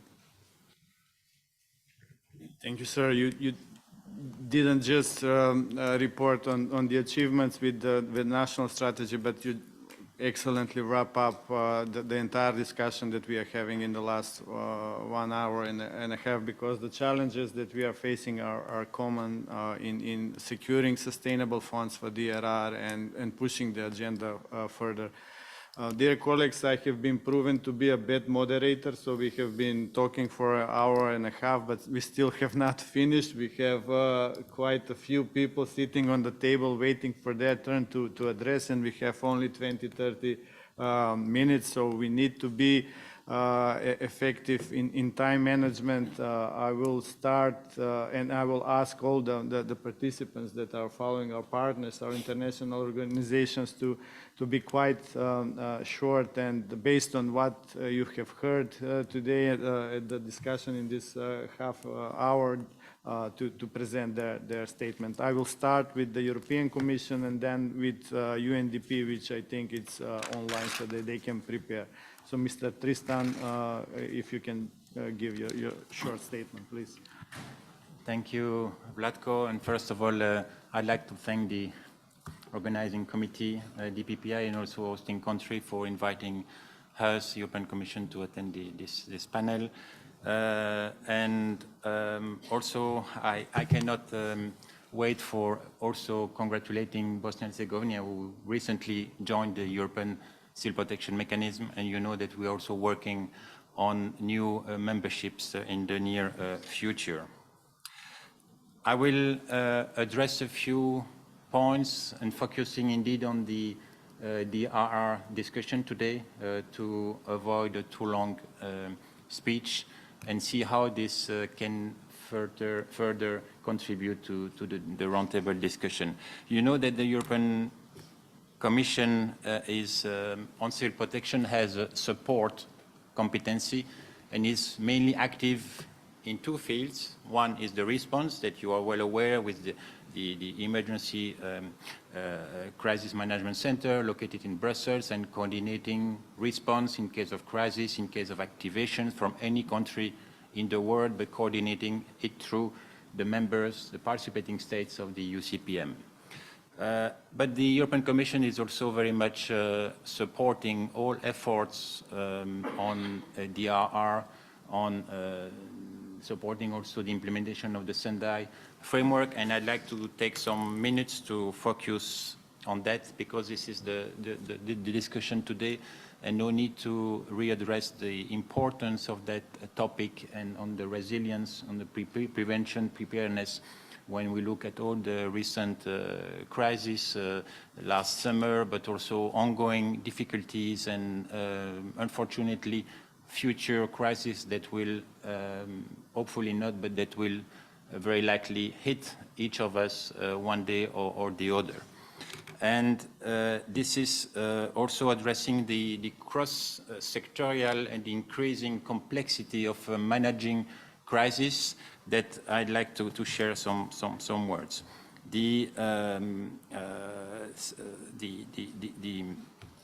On the response side, apart from the activation, you know that the European Commission is also, with its participating states, it's also putting forward a large investment on new capacities that are called the so-called safety net RESC-EU capacities, to which all countries, DPPI countries, but also all UCPM countries are contributing to support better the response, which indeed deserves always some capacities in terms of shelters, in terms of new aerial capacities and CBRN stockpiles, etc.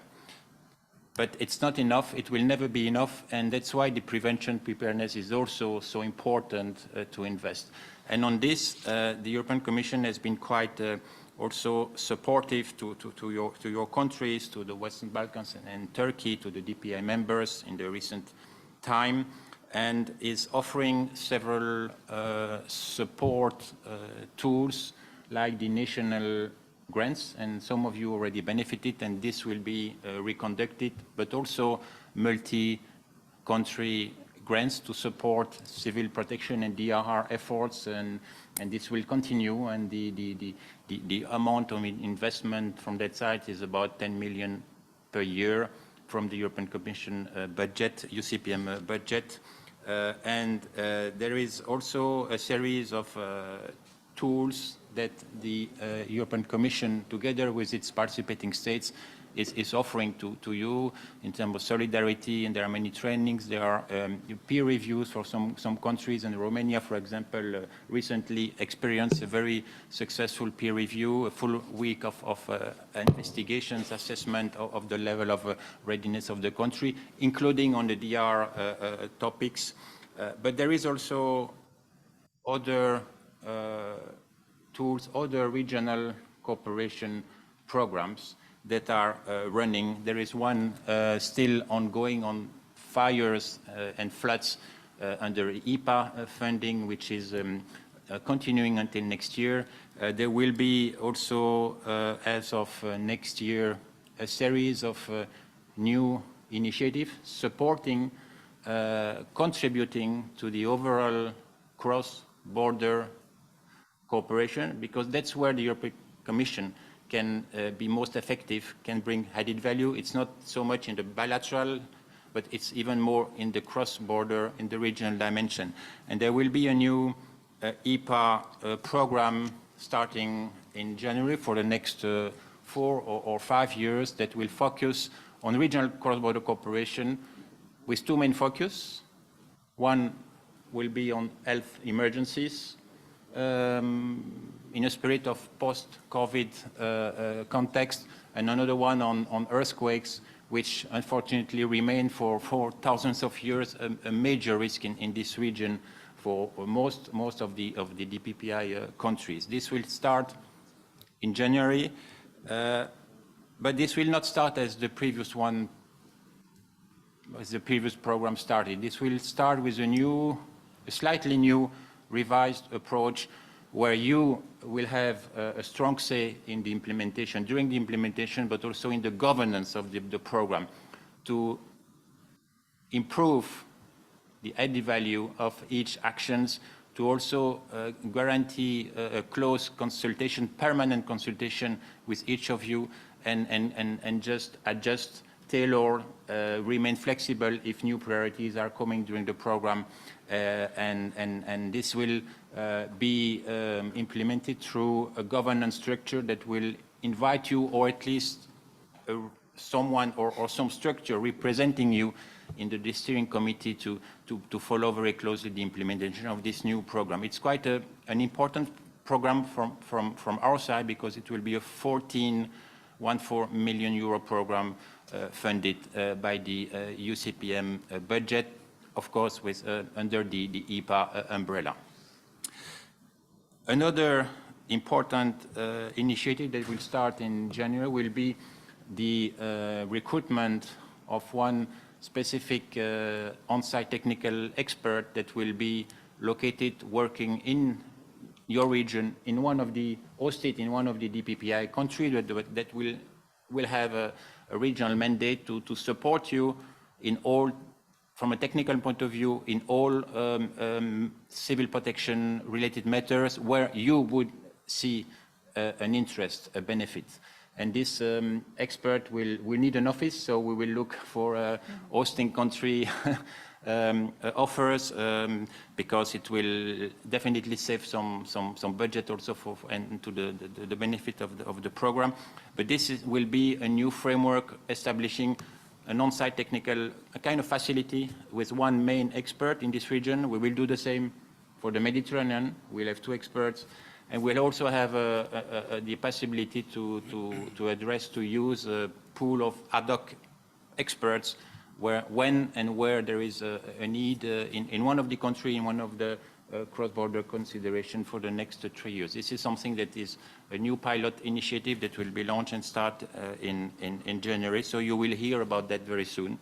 And we will also, and this is the last, third main initiative that will start and that will cover all the DPPI member states, which will be a 3 years study and program to map the major risks and hazards, and also to try to establish an harmonized, coherent, comparable methodology to assess these risks and hazards that will also help each country, but also the EU as from a regional perspective to orient in terms of strategy, in terms of future investment, the future. This will be a major study, and you will be also consulted one by the consortium that will be selected. The evaluations are going on to see how this can benefit or not, and to which extent to each of your individual countries. And it's not only for the Western Balkans and Turkey, because this will also be proposed with the North, with all the Mediterranean countries and also the countries from the Eastern Partnership, including Caucasus. Those are three main new programs, and something that might be of specific interest to you is that the program will also look for local or regional champions. So we know that in Albania you have developed some specific training facility. If you believe this could serve the region or your neighbors because it does not exist in the same way, why not? This could be an example of that could be promoted if there is an interest from DPPI and from your country. This is all for what I wanted to share with you now. I'd like to also confirm you that we are looking forward to see Albania joining soon the UCPM, and that we are also, as European Commission, fully supporting DPPI, which, as of today, has demonstrated its ability to coordinate from a technical point of view, the efforts and to contribute very constructively to the coordination of these activities in this region. I just like to finish by saying that we are working also in our team, in my team, on looking at the future of the Union Civil Protection Mechanism, looking also at possibilities to expand it further to new countries, but maybe with different status, because this is something that has been delivering quite successfully and to which many countries in the neighborhood of the European Union are also trying to contribute or to join. But there are some reflections for the future. We are working on that, and I also would like to thank Turkey for being the next host of this international MODEX exercise that will take place in Turkey in June. This is the schedule, and that's what I wanted to share. Thank you very much. Thank you, Mr. Simonato. We will continue a discussion in the regional meeting after lunch. But thank you for this intervention. Do we have UNDP online? Ready to? Yes. Yes. Thank you so much. And next one is World Bank after UNDP. So please a short statement, sir, because we are already off time. Huh? Sure. Thank you so much. And hello, everyone. A very warm welcome from UNDP's side. My name is Faraz Amjad. I'm the Regional Specialist for Europe and Central Asia at the UNDP's Insurance and Risk Finance Facility. I will remain very quick and just give you a perspective that how insurance and risk transfer solutions can be used for covering those losses that are transferable to the insurance sector. So now we have already heard from various panelists and the participants today that, what is the quantum of these losses, like, in terms of the economic losses due to disasters, the annual global cost due to these events, including storms and flooding events, and also the humanitarian appeals, because we have seen that there has been an increasing trend and there has been a rise over the last decade in terms of the post-disaster humanitarian appeals as well. And then the people who are actually eligible for these kind of disaster risk transfer solutions, they do not have access to suitable solutions for this purpose. So that is why I think there is a need to actually count these costs and develop suitable solutions. A lot has been discussed in terms of disaster risk reduction, which is an important element, I must say.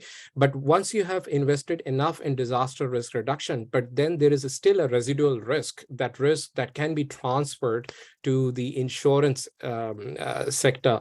This is where we can play the role as UNDP. This is our offer here, that how we can help the countries develop those risk transfer solutions. Before we develop those solutions, there are certain challenges that are common to most of the countries. For example, the silent regulatory frameworks. This is where we can help develop or evolve the regulatory framework to develop these kind of disaster risk insurance and financing solutions. Also, there is limited risk and need assessment. This is where UNDP can help, because this will help in by making available the data to accurately price the risk. Once you can price the risk, then you can transfer it to the insurance sector.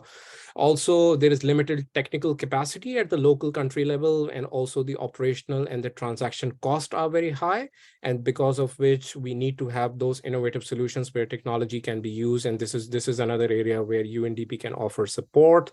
There is limited affordability and willingness to pay, and that is why we think that we can support by creating awareness about these kind of risk financing solutions.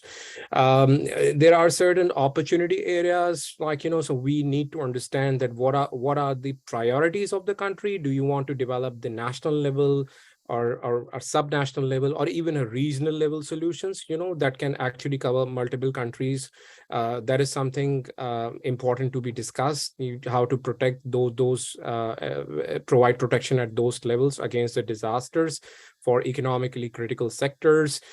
You can also prioritize, that in the first step, for example, you want to protect the key public assets and then the infrastructure, which is critical. And then you go further and start protecting the vulnerable population. There is, of course, the limited availability of exposure data or the financial values of those assets in the public sector, because unless you know the financial value of those assets, it's very difficult to develop the insurance and risk transfer solution. So I leave you here with a question that it's important to discuss and understand that what are the priorities. You want to protect the people, which means the individuals, households, or you want to protect the public infrastructure and the government needs here. So this is where I think UNDP can help.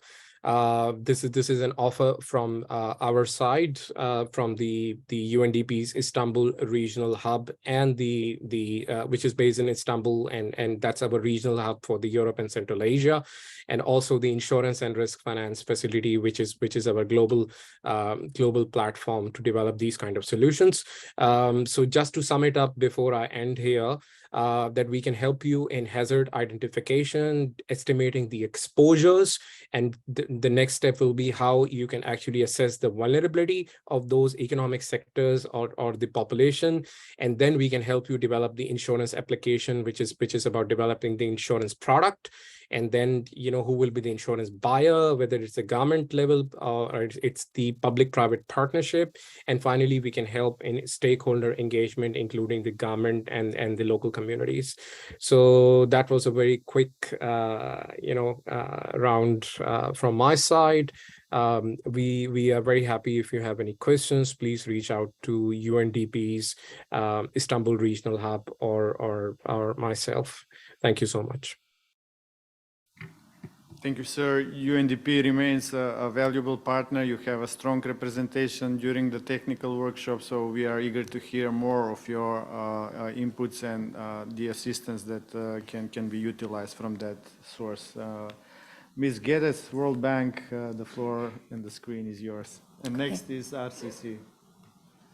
Okay, thank you very much, and thank you to host country Croatia, to UNDP, and to DPPI for organizing this conference. Dear ladies and gentlemen, thank you to you also for being here and in this way showing your commitment to this very important topic, but also showing your commitment to each other, because you are here to listen, to learn, and that is extremely important. We heard it, Europe is exposed to a range of hazards, Southern Eastern Europe particularly so. If you look at the scenarios, it doesn't look good. Wildfires, extreme events, drought, and think about all the traditional hazards, so earthquake, floods, etc. So even the global context doesn't look good. We just recovered from COVID, major pandemic crisis. There's war in Ukraine. But this is no time to stop. This is not where we can take a break. It's actually quite the opposite. We need to speed up. We need to invest more in disaster risk management, and we need to do it in a smarter way, in a better way that links disaster resilience with climate resilience, that takes a cross-sectoral approach. We heard about critical infrastructure. There are many types of assets that need to be upgraded. We need to do it multi-hazard. This is no easy task because we have different ways of assessing different types of hazards. And we need to be more integrative of different partners. Private sector, local governments, municipalities, they are the ones that are doing hard work on the ground. We have communities, and you have your neighbors, because resilience is a system, and it is only as strong as every single element of it.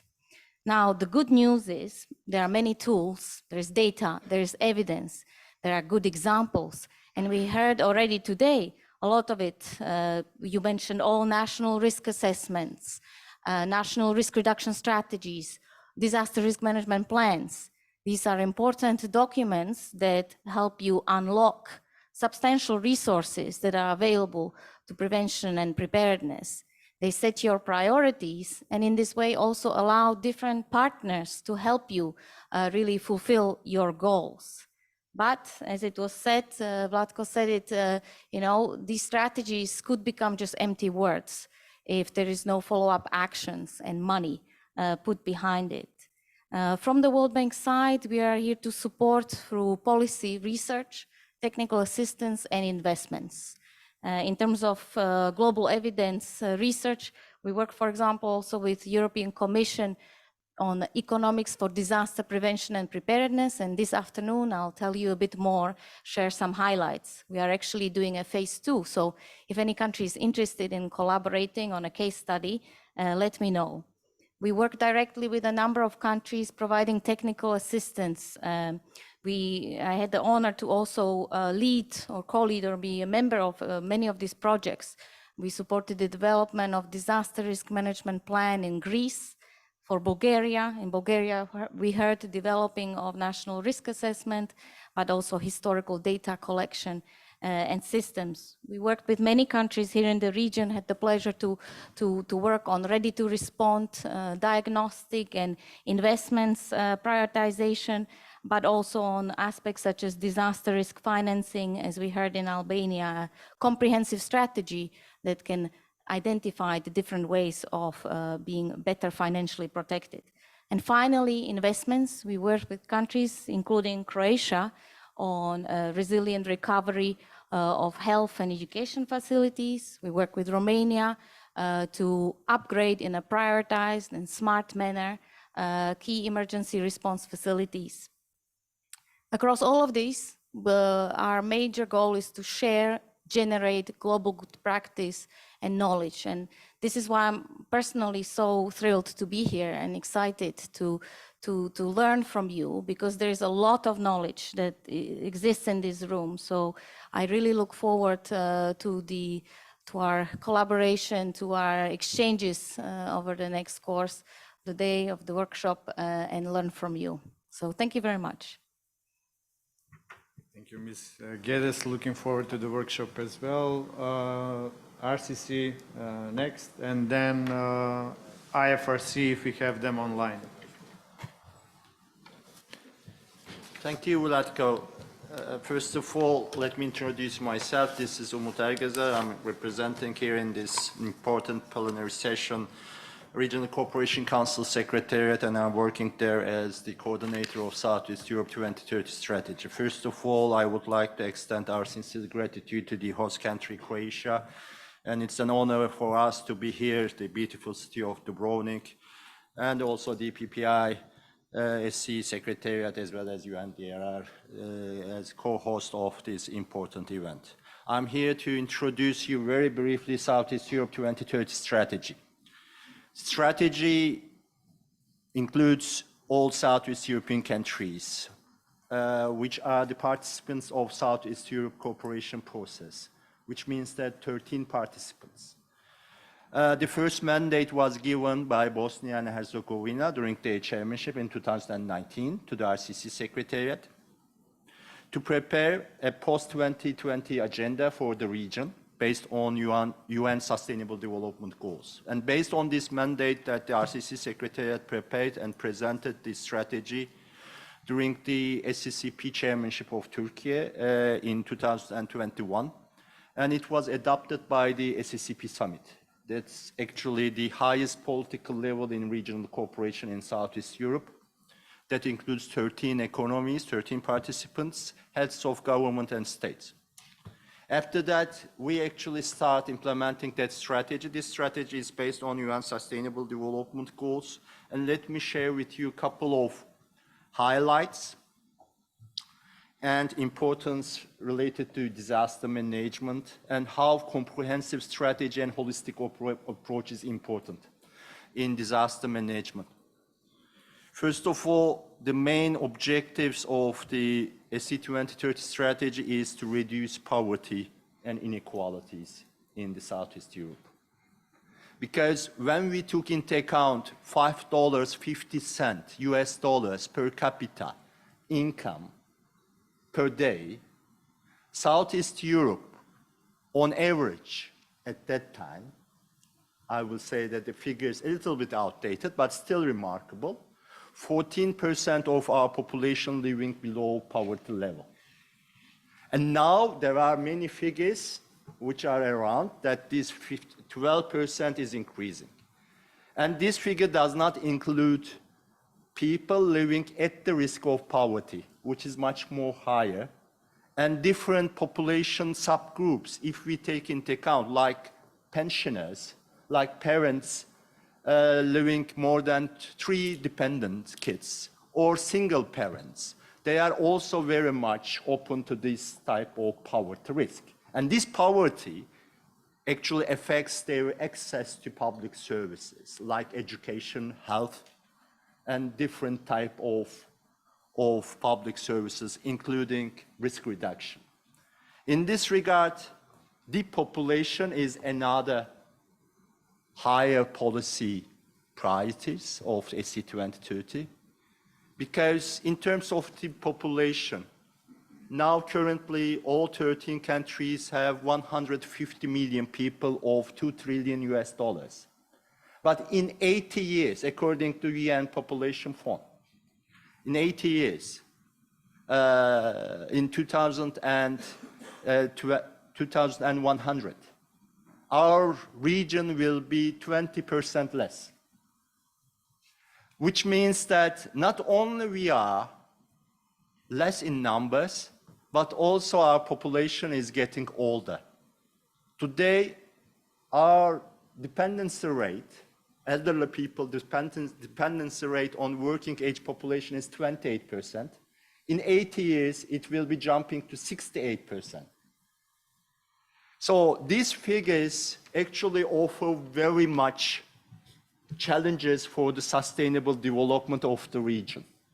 And according to our assessment, 1/3 of big natural disasters happened in Europe, took place in Southeast Europe in 100 years' time. And as we heard from UNDRR, that this pattern is increasing now, that the region is becoming more and more prone to big natural disaster risks. For the Southeast Europe, our main principle is people first. So I would suggest to discuss, if possible today, or this afternoon, or tomorrow, what is the value of a statistical life, our life? What is the value? Can we discuss how we can monetize the value of our lives? Because there are a couple of studies empirically done. I will give you a couple of examples in the US that the US administration is using to monetize the value of a statistical life for their own purposes. Is one American life cost $6.5 million US dollars. For EU, there's a couple of studies for health purposes. It's a little bit low, is 180,000 euro. So, but if we multiply this, for example, the number of emigrated people from non-EU member states of Southeast Europe, Western Balkans, Turkey and Moldova, to the EU yearly since 2013 by looking at the first resident permits. In total, for 8 years, it is 2 million people emigrated from non-EU Southeast Europe to EU. So if you multiply this, for example, 6.5 million dollars, it costs almost 2 trillion, more than 2 trillion US dollars. And if I multiply this by 180,000 euro, it costs 380 billion euro. So what I'm suggesting is that we are discussing the risk over assets, infrastructures. But I think we need to calculate also natural disaster or the man-made disasters risk over our human capital. Then we can monetize this, and then we can, let's say, discuss and assess how important would be to reduce the risk over our human capital could be more than important than maybe protecting our infrastructure. This is my, let's say, main emphasis. And I would like to say that in terms of priorities of the SE 2030, we underlined very boldly the importance of regional risk sharing of natural disasters, as well as regional cooperation to complement all the important features of Sendai framework without prejudice any existing regional platforms or initiatives. Thank you very much for your attention, and Vlatko, I will be here today and tomorrow to contribute to your important sessions. Thank you very much. Thank you, Umut, and excellent intervention. And this is why exactly you are here, because sometimes we in disaster management community, we talk to already converted people, to our fellow colleagues who know all of this, but this is why we need to think out of the box and communicate with other organizations that have another perspective of the problem. As Zuzana mentioned, there are a lot of data, there are a lot of studies and information lying there in other sectors, especially on vulnerability, and the key in DRR is definitely vulnerability. On that note, if we have Nebojša Medojević from the Regional Office of IFRC with us online, Nebojša, the screen is yours. Yes, thank you, Vlatko, very much, and colleagues, for the opportunity to participate on this important event today. As you're all aware, the Red Cross national societies are playing the key role in supporting respective governments in preparedness for emergency response, working mostly with communities and vulnerable people. The IFRC Secretariat, Regional Office for Europe and Country Cluster Office for South and Eastern Europe will continue to promote and help national societies to better define the Red Cross auxiliary role in supporting preparedness for emergency response efforts at the national level, and will continue their effort to increase national society preparedness through joint projects and activities. We will also support regional cooperation and interoperability among national societies and the major stakeholders, which definitely civil protection is the most important one. And as a humanitarian actor, IFRC sees an urgent need to increase support for the most vulnerable communities and to ensure that their respective, to ensure their active involvement in finding solutions. Furthermore, integrated approaches to adaptation and risk reductions are needed, bringing together various stakeholders across sectors through the whole of society approaches. Maybe just to share very quickly what is in our focus for the next 6 months. So we will continue working on the ICSTOC project. I will hopefully have more opportunity to inform you all about. And many of the civil protection colleagues on this call, I guess, are familiar with this project. Apart from that, we will also try to increase the regional cooperation among the national societies and the civil protection authorities. And of course, one of the major challenges, which was mentioned also here, is the response to Ukrainian crisis, where many of our national societies regionally are supporting Ukrainian Red Cross, or they are supporting governments in hosting the increased number of the refugees these days. So one more time, thank you for the opportunity and looking forward to continuation of this workshop. Over to you, Lotko. Thank you, Nebojša, and sorry for that we don't have you here in Dubrovnik. You will be missed definitely. Last but not least, Europa ERE, risk insurance has been mentioned several times over the day. So Europa ERE is a regional model for risk insurance. Can maybe share some of the experiences. Narica, the floor is yours. Thank you, Vlatko. It's already afternoon. Good afternoon, everyone. It's my pleasure to be here. So in a way, I'm not representing a country, so maybe more from the private perspective. But let me first introduce who we are, what we do, and then you'll see why I'm here and why it's important, the cooperation with the rescue, protection, reduction, and then the financing part. So Europa ERE, it's a Swiss-based reinsurance company. Me personally, I'm from North Macedonia. I'm Macedonian, but representing the Swiss company. We work on providing reinsurance coverage worldwide, but our main expertise is in the part of the catastrophic risks. So we work a lot on disaster risk finance, especially in this Balkan, or I might say Southeast Europe. What is the specific of Europa ERE is that it's not purely private. It's actually, in a way, one sort of private-public partnership, because our shareholders are the countries, North Macedonia, Serbia, and Albania, who actually provided initial capital to the company. And the objective of such a model that started with its implementation through a World Bank finance project was to actually increase the capacity of the emerging insurance markets especially for the cat risks. And in that way, what we do, it's actually we do risk assessment, we provide developed products, have experienced actuaries, and we care for providing financial protection to the poor and vulnerable people, which was actually mentioned as one of the most important aspects on which we should focus in near future, and actually starting from today or yesterday.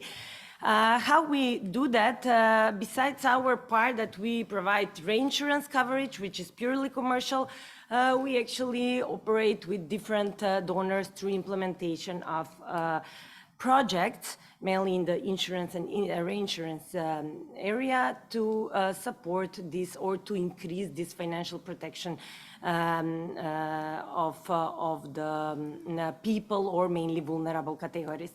At the moment, I will, due to the time constraint, I will focus on few things that we work. We started through development of a catastrophic risk reinsurance facility for North Macedonia, Serbia, and Albania. We also did some works in Bosnia and Herzegovina, Kazakhstan, but now something that it's ongoing, it's the agriculture insurance pool for North Macedonia, on which we work, and that's a way of a sovereign model. So we develop risk transfer models, sovereign model for a protection of, for Macedonia, vulnerable category of people, because we think that the farmers are quite vulnerable group of people, at least majority of them. So the agriculture insurance pool will protect the farmers against the catastrophe risks. And what is specific, and here I would like to thank to the government of North Macedonia for their support, is that it will have a mandatory character, which means that the moment when the pool will become operational, and it's expected in 2024, the immediate financial protection will be obtained for all registered farmers. So here I see this link with the rescue and protection part, because it's not only to provide them money if an adverse weather event happens, but also to, of course, react and provide a swift response when and if needed. Something else that I see it here, I listen carefully all the countries, and it's quite inspiring for me, all these strategies and everything, but something that I think it's missing and we should work together is that why always the government or the municipality to undertake the role of protecting the people? Why not to involve the people or here? So that's what we actually work on. I think that there are three parties in this story, which is the government, of course. Without them, I mean, we cannot do anything. Then the people, who will, in a way, in case of disaster risk financing, pay certain portion of that policy, and of course the private companies who will provide the expertise, the coverage, reinsurance, and in that way I think that we'll mutually be able to provide a very swift response and full coverage. So I'll stop here. Of course, we'll have a chance to meet closely with all of you during the lunch and continue our discussion, but we'll stop my speech, my introduction with one information from Swiss Re, which is one of the reinsurance leaders, is that on average only 30% of the cat losses, catastrophic losses, have been covered by insurance over the past 10 years period. That means that above 70% of cat losses have been borne directly to individuals, farm, and the government. We know the government budgets. Why we not change mutually the system and actually save money, but be more protected? Thank you. Thank you, Nadica. Yes, we are going to change the world with this workshop and all the other events that are coming. Excellent final note from this session, this introductory session to the workshop that is following, and I will give the floor to our co-host, UNDRR and Octavian, to wrap it up. Sir. That's a very challenging task to wrap up this very important discussion, particularly when we are already way behind our schedule, and I'm obviously in between you and the excellent lunch which will be provided by the organizers, I'm sure. But I would like maybe to leave this discussion with 2 or 3 key messages.